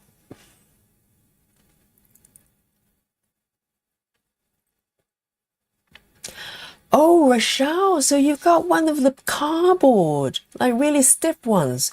Oh, never get those. No one is happy with that. You know, Nikki did it on 28 count. She gave up on that one. And Joyce has got one that's 14 counts, but also quite stiff. I think the advantage is that you don't have to do the edges. You know, everybody hates doing that. But it's not worth it. Because in order to not, you know, for the edges not to fray, they have to make it so stiff. Oh no, yes, it's a good idea to switch. Rochelle, have you tried? Sorry, I'm eating my chocolate. Have you tried DMC fabric for 28 counts? You might like it because that's my favorite fabric for 28 counts. I'll try not to talk when I'm eating. I'll try.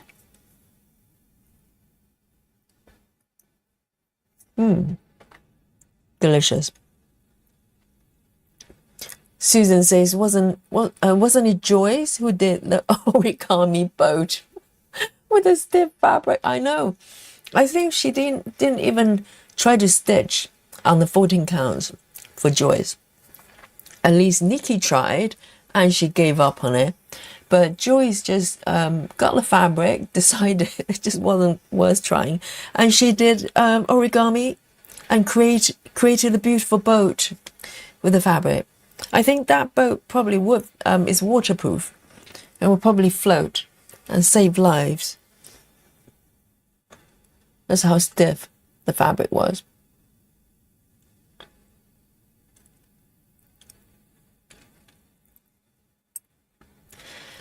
Life with Natty says, I started another project today, Stairway to Dreams, and put a few hundred in and pulled out a diamond painting. Very productive day, very productive day. A few hundred is not bad at all. And you still have spare time to do diamond painting. Very nice.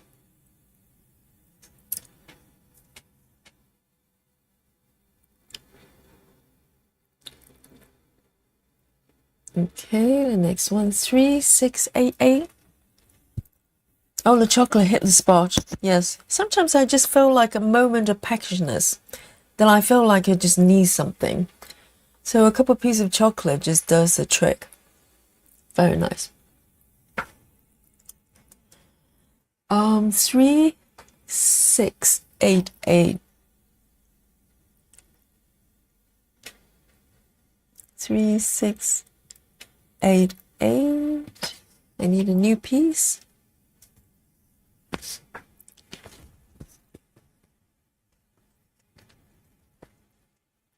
Three, six. It's a pink.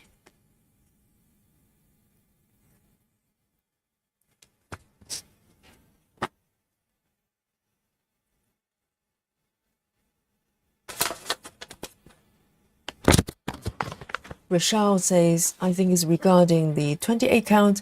The more I stitch, the more I realized it was frustrating me. And this is not why I stitch. Exactly. So, you know, I think testing the fabric is a good exercise, I think, if you're not sure. If it's a new fabric you never stitched before. Because if you're not liking the experience, it doesn't matter if it comes out beautiful. Because ultimately, the most important part is the stitching. You know, if it's not working for you, yeah, just restart.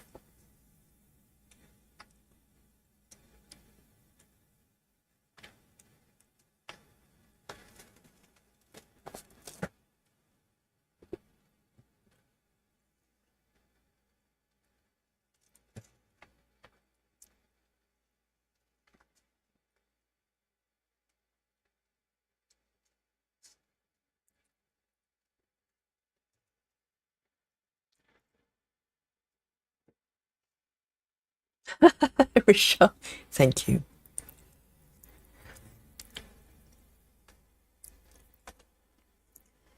I know, Rochelle. I wish there was a way to share chocolates with you on live stream.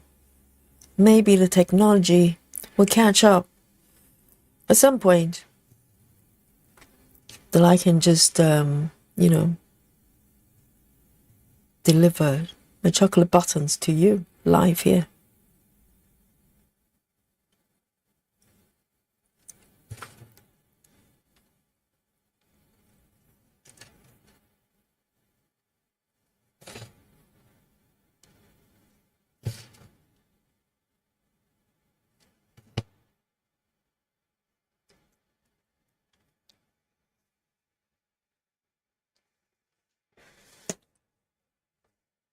Live with Natty says, "The Stairway to Dreams" is by Josephine Wall.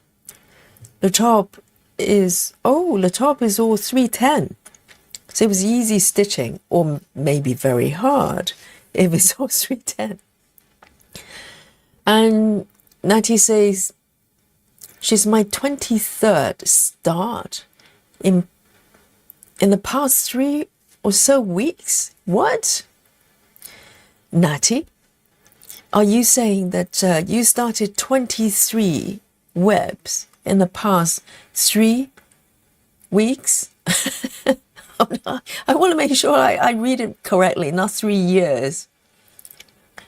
If so, if I have anything to do with it, can you not mention it?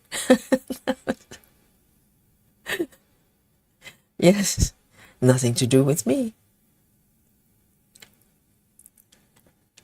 Yes, that would be maybe a record. And Rochelle says, we need to start Star Trek tech, beam some buttons. Exactly.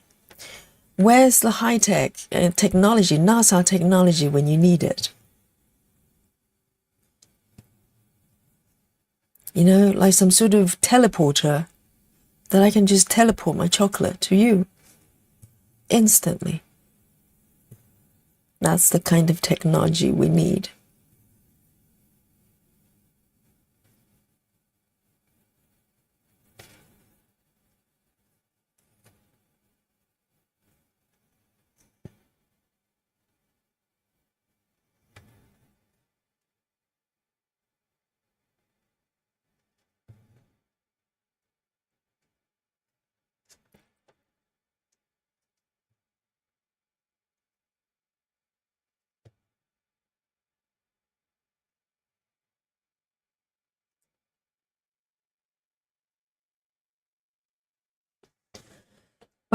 Turtle Stitcher says, you heard it here first. Yogi has invented 3D printed chocolate to be sent over the internet. Someone filed the patent. Yes, absolutely. I mean, you know, it's about time, isn't it? I think 3D printer might come before teleporters. I think teleporters, the technology will probably need to catch up. I don't know when this is going to happen. But imagine if you can have a recipe and just like printing 3D objects, you can print out chocolate based on the recipe. So the tricky part is that raw material. What do you need to have in a machine in order to print not just chocolate, but anything, any kind of food items, you know. 2, 3, 4, 5. It's about time, I think.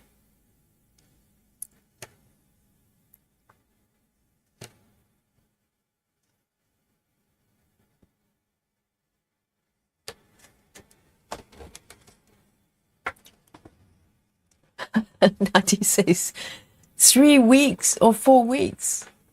And nothing to do with you. Good. Yes, it's on the record. It's nothing to do with me, okay? Natty says, my birthday is on Friday, and this is my treat at the SAL got me as well. So it's not only that you got a whole bunch of patterns, you actually started them as well, all 23 of them. That's amazing. I think you've probably broken some sort of record, I'm sure. I am going to end this one actually, because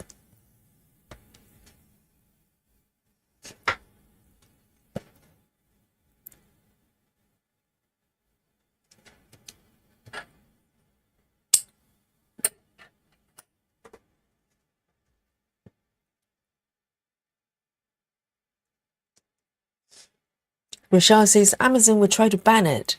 They lose so much money. Well, I don't think Amazon's losing money, are they?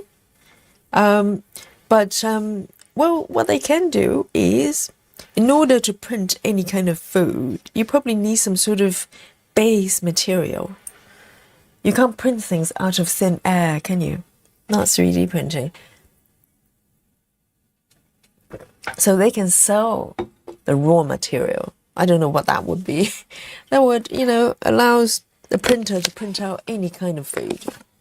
Maybe you can print out chicken or tofu, whatever it is. Another piece of chocolate in my mouth, not yours. Oh, it's so good.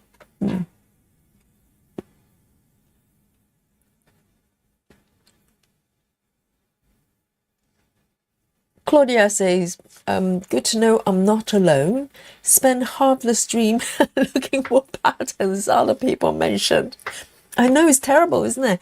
And that's why I always highlight in the beginning when people, talk about which pattern they're working on. Because if you just say it verbally, it's much harder to figure out what it is. But if I show the text of people's comments as well, you can look up those names and buy more patterns. This is how it works.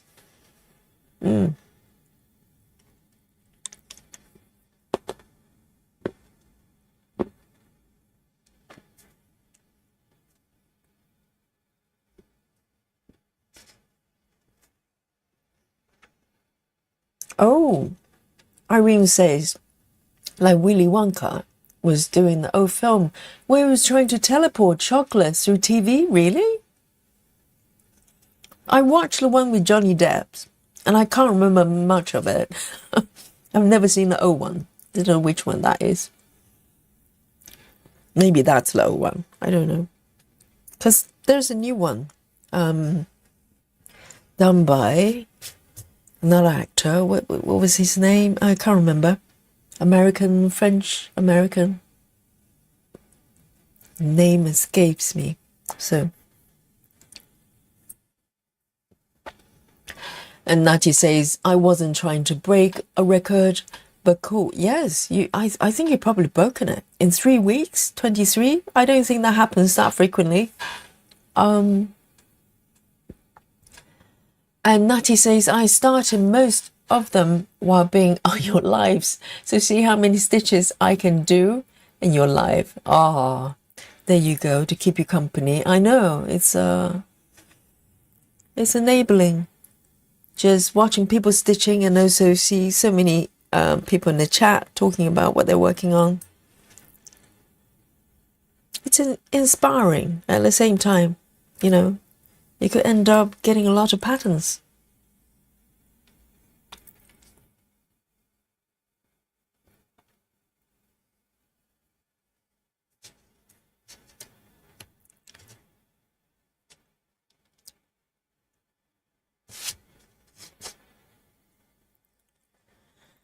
Let's have a look. There. Do this one next. 3832. 3832. There you go.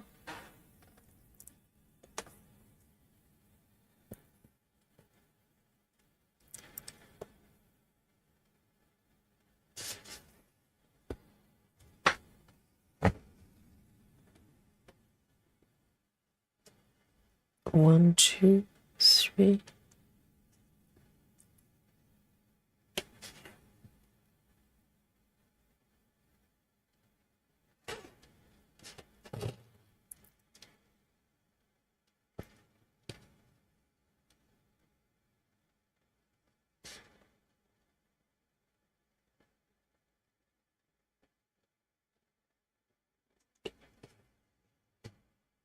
I remember when I first fell into this heaven and earth rabbit hole, I realized you can just get patterns, and just kit it up yourself. Yeah, I was buying quite a few patterns as well, but I kind of paced myself because, I wasn't that familiar with the full coverage stitching. So, yeah, I can't remember what pace I was doing. I was doing one piece, and then if I get kind of not stuck, but if I start to feel a little bit fatigued, I'll start another one. So I kind of, but definitely not 23 in 3 weeks. I was a little bit slower.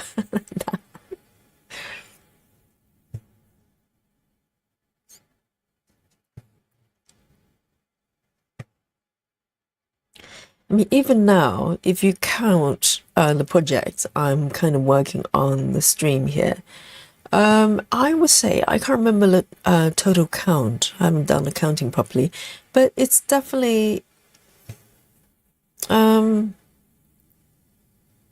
say about 25 maybe, but that's including the 14 count project. I've got four of them.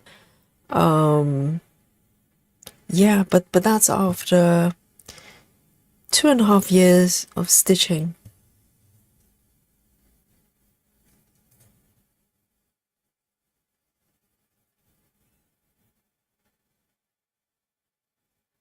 Here you go.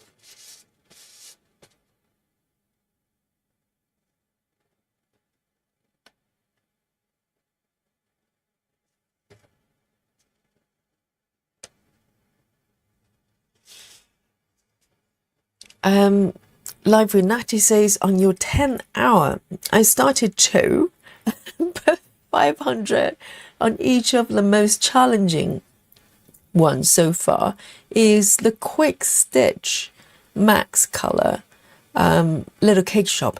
Yes, it's very confetti.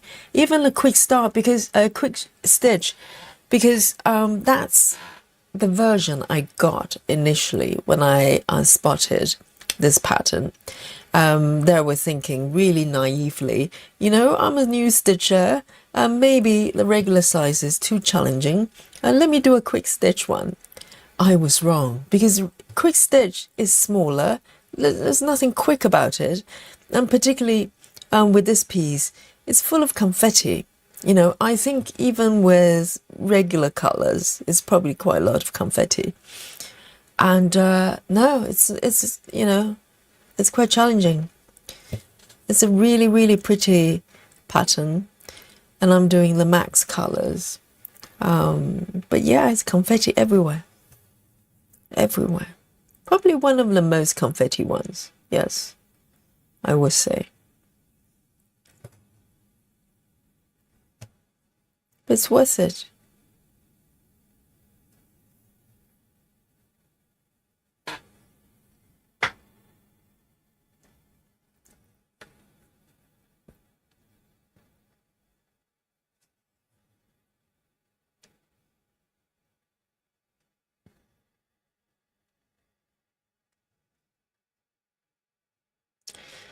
And Live Unati says, I have about 32 whips in total in about 2 years.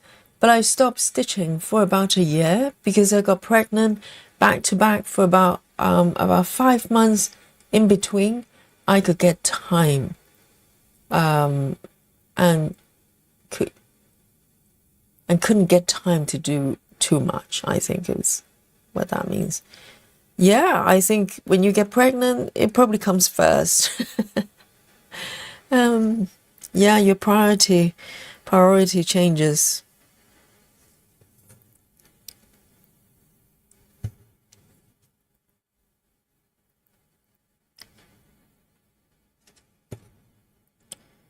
Absolutely. But sometimes when I'm really busy, I'm just craving for that moment to sit down and do something really simple, like stitching. Even it doesn't have to be sort of, non-confetti. Even confetti sometimes is really good for the mind if you're ready for it. You know, not all the time. Some days I'm craving for a little bit of a challenge. So, you know, with most pieces, I tend to do, well, in the past, particularly recently, I think in the past, I was kind of feeling that I had to stitch in order. So I have to follow a certain direction, diagonal, whatever, and complete as I move forward. And for the past few months, particularly, probably just doing this channel, watching how other people stitch, kind of freed up my mind a lot. You know, I now don't necessarily think you have to kind of do a completion, which is a little bit what I'm doing here. You kind of, you know, even though I'm moving in sort of all directions, I try to complete the areas as I move forward as much as I can. But I don't feel like I have to do it if I don't feel like it. So if one area, let's say, becomes very confetti, you know, I don't have problem. Just move to another area, do that first. When I'm in a mood to do the confetti, I'll come back. You know, so I don't get fed up. I don't get overwhelmed.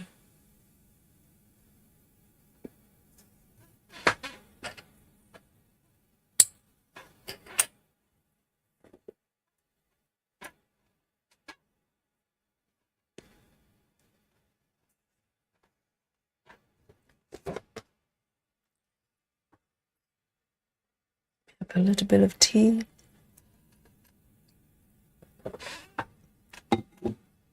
Kimberly says, my mind needs some calmness, so I'm stitching my long dog sampler.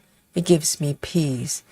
Yeah, I think that's what Susan said yesterday as well. Sometimes you just need a slightly different kind of project. And I think yesterday, the day before, I was doing a 16 count, you know, the kitty for Halloween. That's a really nice kind of reset as well, you know. So, and I do the same with the 14 count projects as well, which is a different way of stitching. Well, not fundamentally, but it's just it's different experience, isn't it? So, and I think it's much healthier to have a broad kind of variety of experiences rather than one. And that's what makes Kamari so unique. She's able to do this without going insane, you know, and be able to just one project, one method, one fabric, and just keep going. Yeah, I don't know. I don't know how you do that.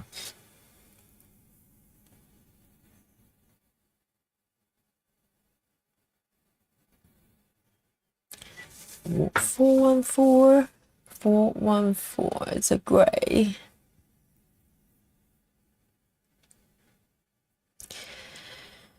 Yeah, I think it doesn't matter, you know, for my days, even when I'm busy or sometimes feeling, you know, everything's like falling apart sometimes. Sometimes you have a busy day, you come back, you're a little bit tired, and then something breaks, you know, even like small things, household appliances or something that's not working properly. Everything kind of just pile up sometimes in the mind. But if I get to sit down and do a bit of stitching, suddenly everything becomes a lot more clear. You know, you kind of just put things in perspective and feel like, oh, it's okay. It's okay. If I'm able to sit down and just do this without losing my mind because of all the things going on, then I'm okay. And also, this is really pleasurable. And you're looking at images that's really pretty. Yeah, it's just nice. I think that's why people loving doing crafts. There's something about making things that makes people feeling very good. You know, it's not the same as if you watch a really nice film, probably, but it's a passive experience, isn't it? You're just receiving what you're watching. But making things is a very proactive process, and you produce something at the end, and it's very rewarding. It's tangible, you know.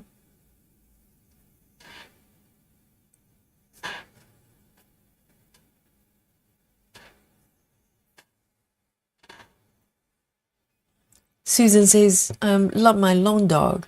Definitely going to buy another one when I finish this one. I love the fact is all 310. Now, no wondering about what color is next. I know it's probably just a kind of a break, you know, for the mind. Sometimes the mind might be craving for more complex things. But I think, you know, something like long dog samplers, even though it's the same color, you still have to watch out for where you're stitching, right? You have to make sure all the stitches are lined up in correct location. I don't think it's probably much harder to fudge with that type of sampler because you're creating very simple but very clear shapes. It's not like you could just go, well, I just stitch over it. You know, it's a very different kind of stitching, I think.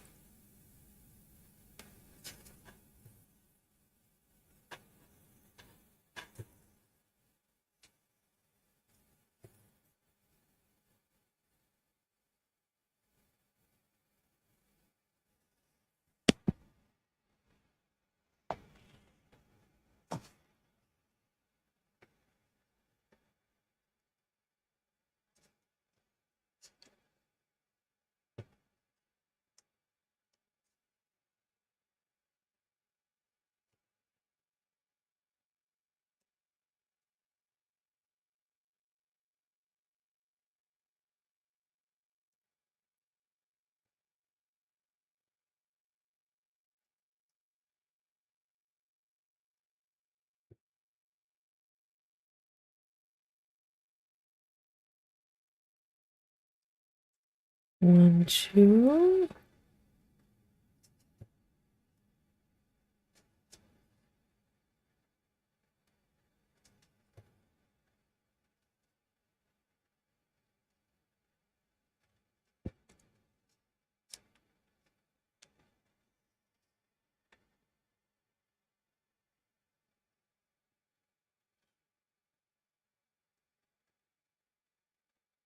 Seen a lot of long dog fans in this chat.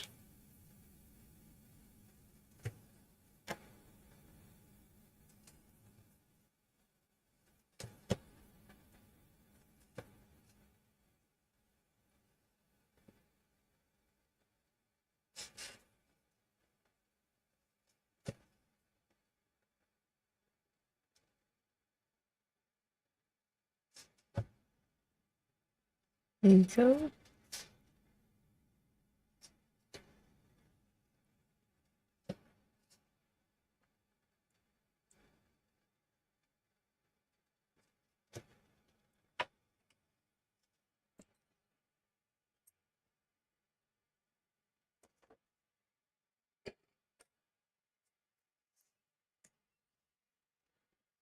Have a sip on my coffee here.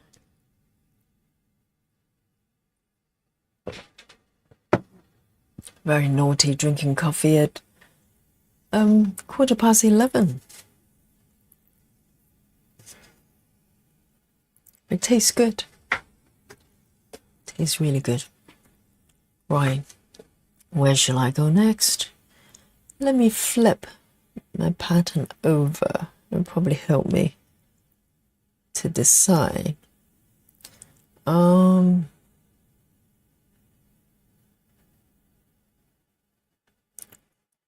Right. Why don't I come into this area here?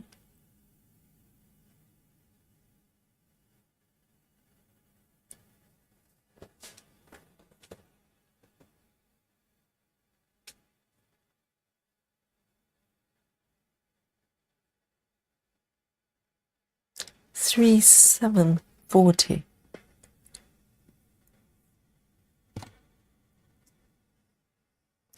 $3,740.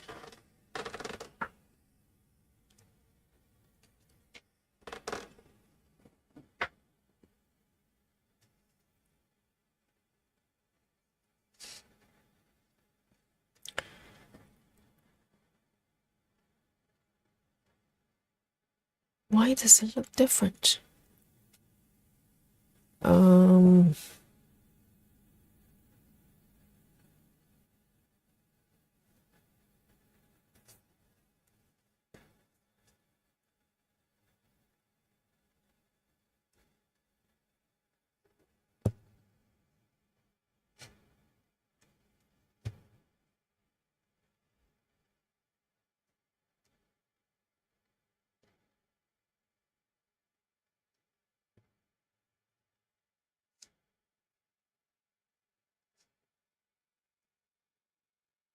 Live United says my husband drinks coffee like water, about a pot to herself a day. Depending on how big the pot is, I drink about normally 2 if I'm good, sometimes 3. So a nice mug, so bigger than the regular coffee cup. 2 to 3 a day, so that could be a pot. Depends on how big the pot is.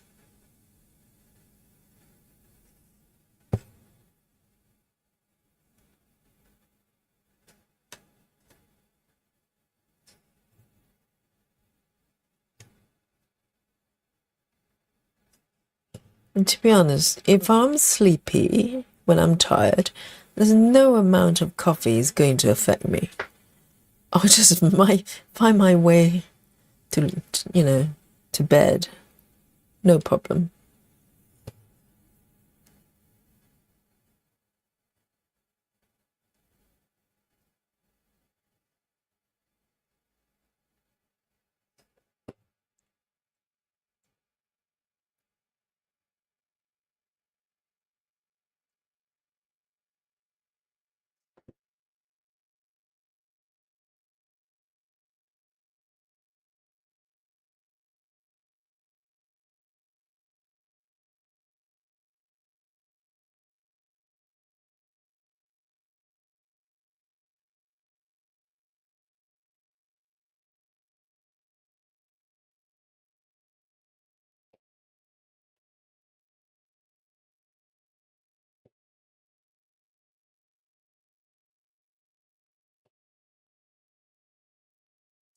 Good.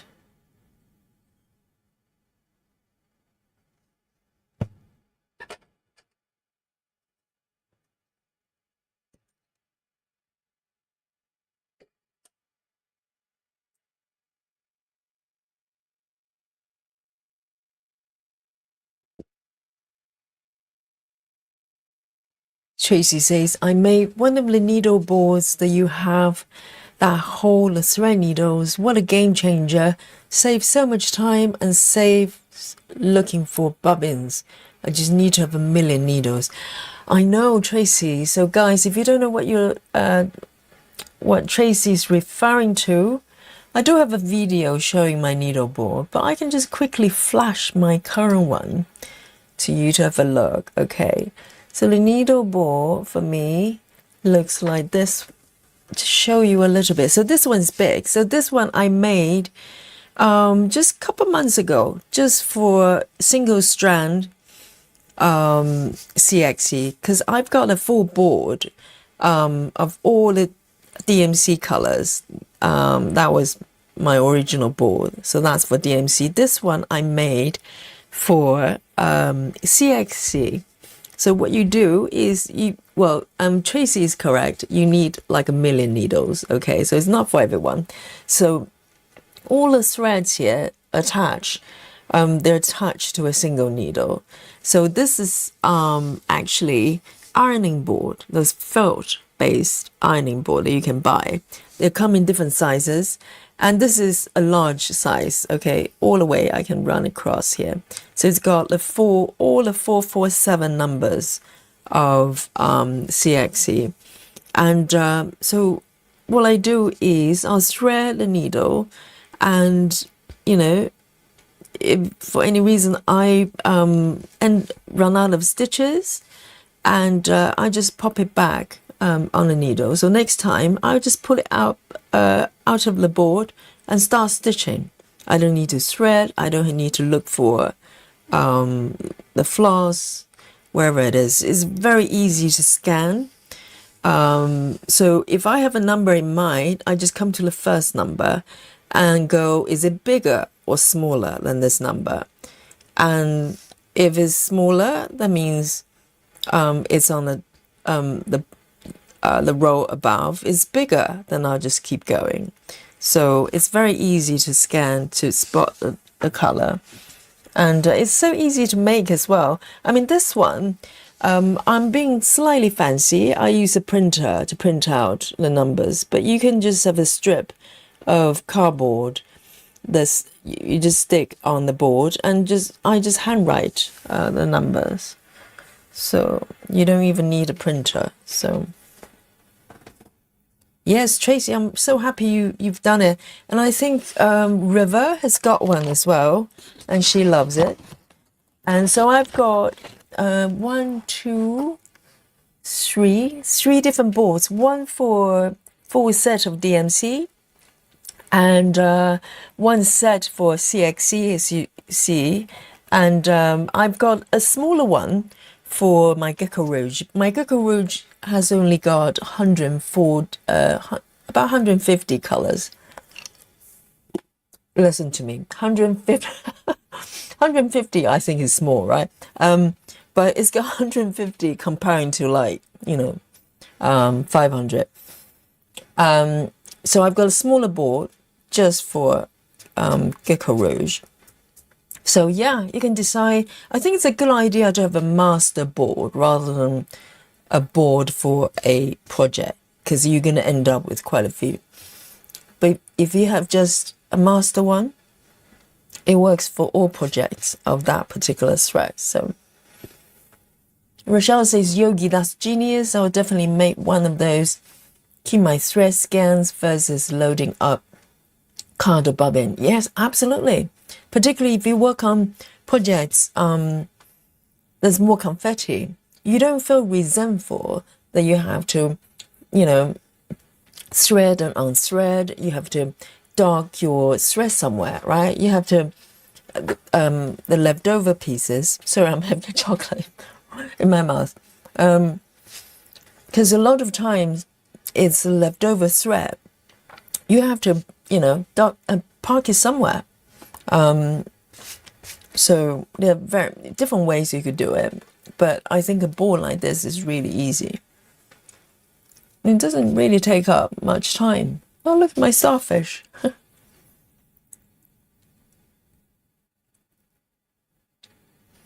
Yes, Tracy, it saves time, and also it makes confetti almost fun. It's almost like, oh, I'm saving up so much effort having to switch, you know, needles every couple of stitches, so you don't feel bad or resentful about having to switch colors because it's already threaded. So that's wonderful.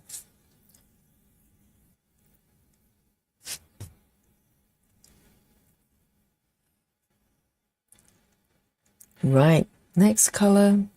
Let me mark these ones. And the first board for the DMC, I probably made it over 2 years ago, and it's just working fine. Doesn't break or anything.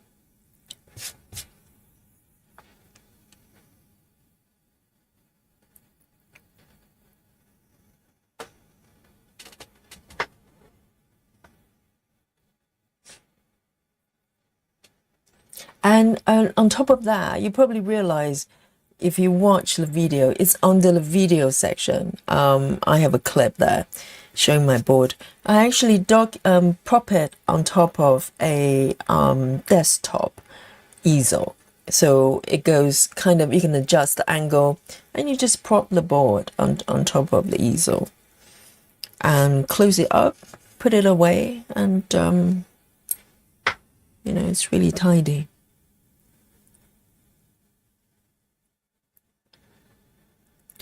Claudia says, Yogi, how do you store your board when you're not stitching?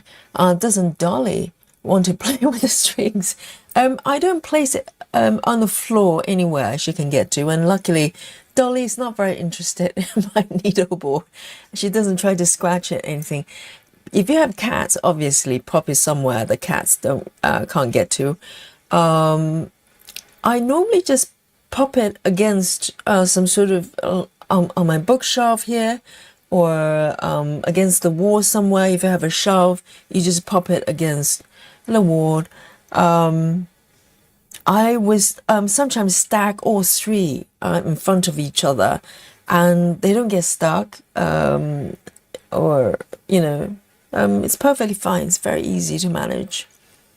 But I'm trying to think if you, normally, because I use them all the time, so I want to be able to access them quickly, so I don't put them in the drawers or anything. But to be honest, even if you want to put them in the drawer like flat, you just lightly pop them on top of each other.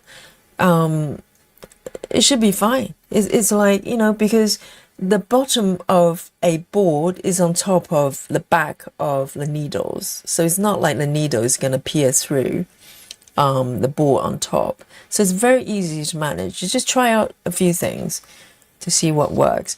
But most of the times I pop them kind of vertically in an angle and just against the wall on the shelf.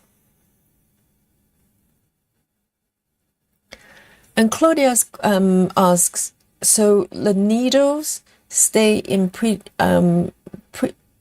well when you move it around. That's awesome. And also Dolly is a polite girl. Yes, I think, let me just show it to you again, because a lot of people are wondering. Let me take the Gecko Rouge one, it's smaller. It's easier to show. So let me show you my Gecko Rouge one. And also it's been used for a long time, so you can see the evolution, kind of what happens on the board, right? So this is a Gecko Rouge one, it's a mini one, quite small in comparison. So it's only up to 149, it's got quite a few to spare. So what happens here is, I think the trick is try not to rearrange the threads. When you pop the needle on the board, just leave it. And this is felt, so it's quite stable for the needles. They don't come out unless you mess with it. When you pop the needles on the board, just lightly, you want to insert the needle in, obviously, so it stays there. And just leave it there. And I know it looks chaotic, but when you want to take a needle, just go to the base of the needle rather than trying to arrange the thread. Just if they're kind of together, you just go in and just come to find a needle and just pull it up. That's it. Don't do anything else. Don't try to arrange the thread. Just leave it as it is, and it will be fine. I rarely have, threads coming, out of the needles, unless I do something weird. They don't get tangled. It might look like they're, intertwined with each other, but actually they're all separate. So just go to the needle, do not do anything else, take it out and pop it in. Very easy. So no problem. And I can just prop it against, anywhere. The needles don't come out. It's very, very, very stable.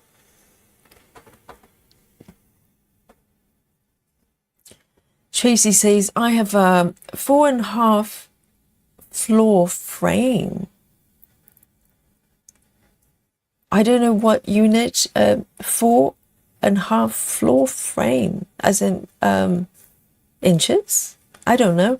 And I'm working on at the moment just prop it on the bottom rod that I roll and prop my iPad on top. Oh, you're talking about those big wooden frames that you roll up the fabric and there's a wooden element at the bottom. Yes, I've seen people, because you prop it kind of in an angle. So you can put all sorts of things, the tablets and your accessories, etc. Yes, you have to make it work for your sort of your way of stitching. Everybody has different needs and habits. So yeah, just rearrange it, make it work for you.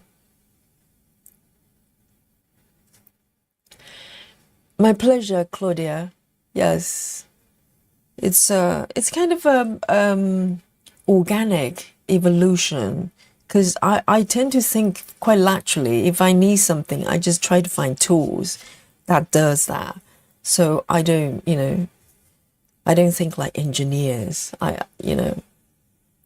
just hack it as I go. And sometimes it works. Sometimes it works.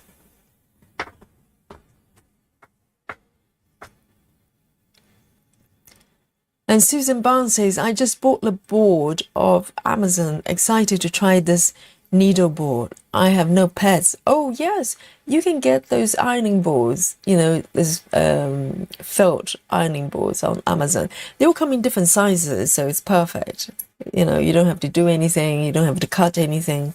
Just stick some, paper strips on top and you're good to go.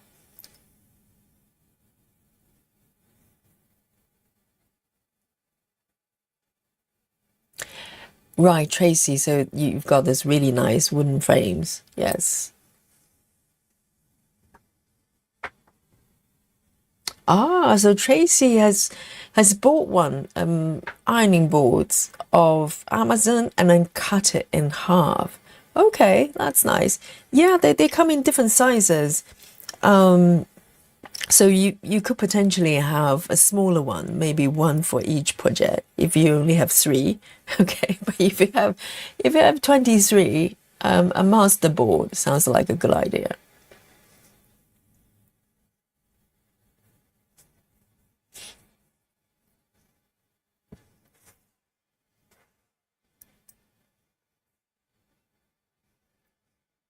And to be honest, if you like the board, your board to be smaller, you could just potentially, have smaller strips, because all you need is enough space for the needle to be on top, right? So I like my board kind of quite spacious. It's just where I like it. But if you really want a smaller one, you could condense it. Just make, bring the strips closer together, because all you need is enough space to dock your needles. You probably don't need this wide. It's just easier for me to read the numbers. I have no problem with that. But you can potentially make a smaller one, right? Smaller numbers, maybe half the size even, if you don't mind it, and then bring them together. You can potentially make this board a lot smaller, so you can customize it.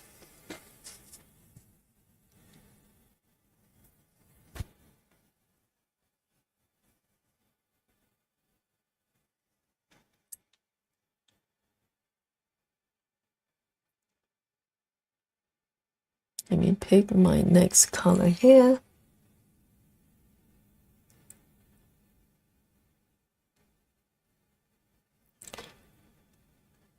In fact,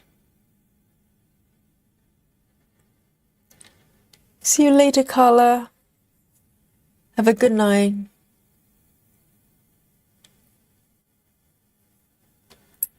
Rochelle says, what size is yours? Are you asking me or Tracy? Let me pick one more color. So I'm looking at the time. It's about 20 to 12 here. I can do another color here. Right, I'm going to go for 3740.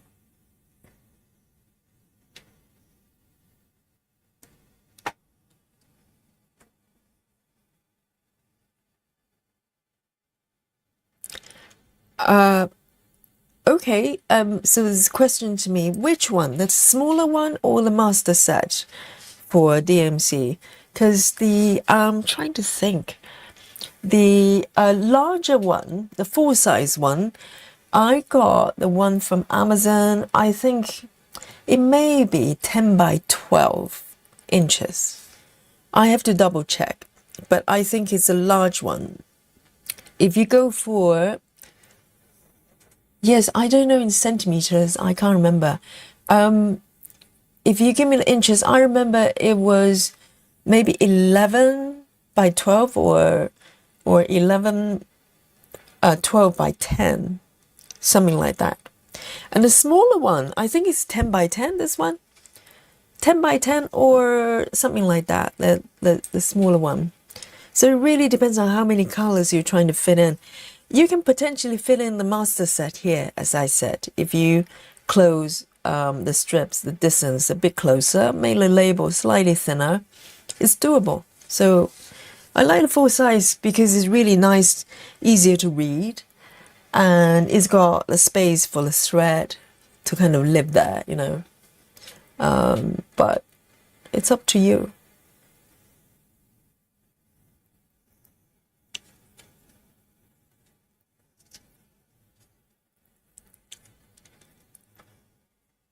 Right, so this one will be my last color for this session, okay? And as the regulars know, by the end, once I finish, I've got a few stitches to go, but once I finish, you and me, we play a game, okay? And it's called Guess My Stitches. We play this game every day, and every day we have new winner. Sometimes, you know, there's some aliens, they win multiple times, but this is your chance, okay? And you could be the winner. And the reason I'm saying that is because it's totally random. You can come up with a number, you think the number of stitches I completed, maybe some of them have been counting, who knows? And those determined to win, you know, they're probably been counting my stitches. And, and if it's you, raise your hands. But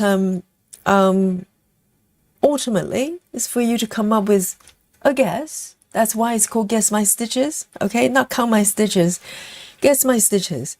And if you win, the prize is tremendous, okay? The prize is the respect, like, with capital R, from all the stitches here in the chat and beyond.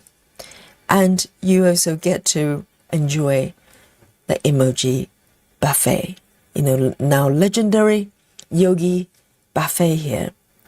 And it's like having tea with the queen. It's amazing, it's delicious, and it's offered by everyone here. So it's a very communal experience here. And it's all about sharing. I bring nothing, I just sit here and eat. And but everyone in the chat watching, they'll bring on their own buffet to share with everyone, okay? So you can come play with me, and your guess is as good as mine, okay? So as I'm doing the final few stitches and the numbers are coming in, so let me bring on my state-of-the-art Guess My Stitches machine, okay? It's a machine. It's NASA technology, okay? I built this one in my basement. It's a beautiful thing. And so come forward and make your offer. How many stitches do you think I made today? Okay, since the beginning of the session. And we've got an app to capture every single stitch I've done. So no cheating, okay? This is all transparent and reliable. My abs don't lie. My hips might lie from time to time, but my abs don't lie. All right. So come forward as I'm making the final stitches here. Here we go. I think I've got 6 stitches to go. All right. And until I reveal the final number, you have a chance to come forward. So if you think, well, I've been looking at yogi streams for a little while, or maybe I just discover yogi today, how about saying hello by coming forward and offer your number, okay? And you can go hiding and lurking again. Lurking is your birthright. I do not take it away from you, all right? But give it a go. You can guess and run. That's a new term. Not hit and run. Guess and run. All right. I've got, in fact, I am going to make this one the last one. And going to end my thread and give you a quick recap of what's happened with this piece today in this session. All right. This is my last one here. And let me mark my final 2 stitches. Every stitch counts. So here we go. Let me zoom out a little bit as the numbers are coming in. So this piece, this is a second restart. I started this piece, restarted this piece, and I restarted again, okay? As I rose, if you're not happy with your work, I say do it until you like it. You know, don't give up and just, you know, try something different and see how it goes. And I'm very happy with the progress here. And this is 1/1 CXC on 20 count fabric. So today I kind of loosened up this edge a little bit more when we came in this morning. This edge was very hard because I started with block by block stitching, and I decided to go against that because it creates tension line here. So I kind of decided to kind of just mini cross country outwards. So it's a new thing for me to try, and I love it. It's a different message, okay? You can give it a go as well. It's called Starfish on Evolution. You can have it free of charge. It's yours. The method is yours. So let's have a look at the numbers today. All right, let me have a look. The first submission is from Roxy. Well done, Roxy. Roxy Wild says 172. And Carla says 224. Carla before her departure to bed. 224, well done. And Sandy coming forward, 271. And Tracy, 235. Susan, still awake, always checking, 186. And Kimberly, 267. And Grace Halston, 209. Susan Barnes, 200 exact. And Rochelle, 365. Oh, the highest so far. You're my favorite today. And Claudia, 251. And Steph, 243. Irene, 215. And Otimo, 176. Amazing, guys. And let's have a look. The proof is in the app, not the pudding or Turkish delight. Okay, here we go. And this is where I am with a piece right in the center, right in the middle. And I am going to show you the number of stitches I made. Are you ready, guys? 3, 2, and 1. Who will be our winner tonight? There you go. The total number of stitches I made, okay, is a grand total of 135. Who can count? And who is the winner today? Probably the lowest one so far. Looks like it's Roxy, no? Roxy, 172. Let me know if anyone is closer to 135. Could be our winner, but just a quick scan here. Roxy might be the one tonight, wouldn't you say? Yeah? Amazing. I think it's Roxy. It's Roxy. And Rochelle says, don't forget to hit the like button. Thank you, thank you. I never remember to remind people to do that, so thank you so much. Roxy, wow. Yes, you're the winner tonight, Roxy. Round of applause and respect for Roxy for sure from everyone here and whoever watches the replay. So there's respect all over and over and over again, many rounds. And so well done, Roxy. And let's look at the buffet. This is the thing. This is what we do here. We are generous. Irene is, I don't know, pretzel. And is it a chestnut? Amazing. Very Christmassy. And Laura is bringing on a lovely spread one more time. And Grace as well. I can tell what you like just by looking at your buffet. And Rochelle is very diverse, very exotic, amazing. And Susan as well, very hearty and, fast food orientated. Good. And Claudia, very, very healthy. But some trees there as well and some chili. We need some chili every day. And Optimo, is that a pie? Oh, I thought it was an onion for a moment. Yes, a nice pie. A good pie, you only need one, And it's the quality, not the quantity. And Carla as well. Carla, I thought you were in bed with lobster. Oh, thank you guys. And join us on Facebook as well. We've got a group going on there. You get to see everybody's work. And thank you for joining me today. Enjoy the buffet, everyone. Dig in. And I'll see you tomorrow. Tomorrow, I have no idea what I'm stitching. You probably don't either. And let's get together.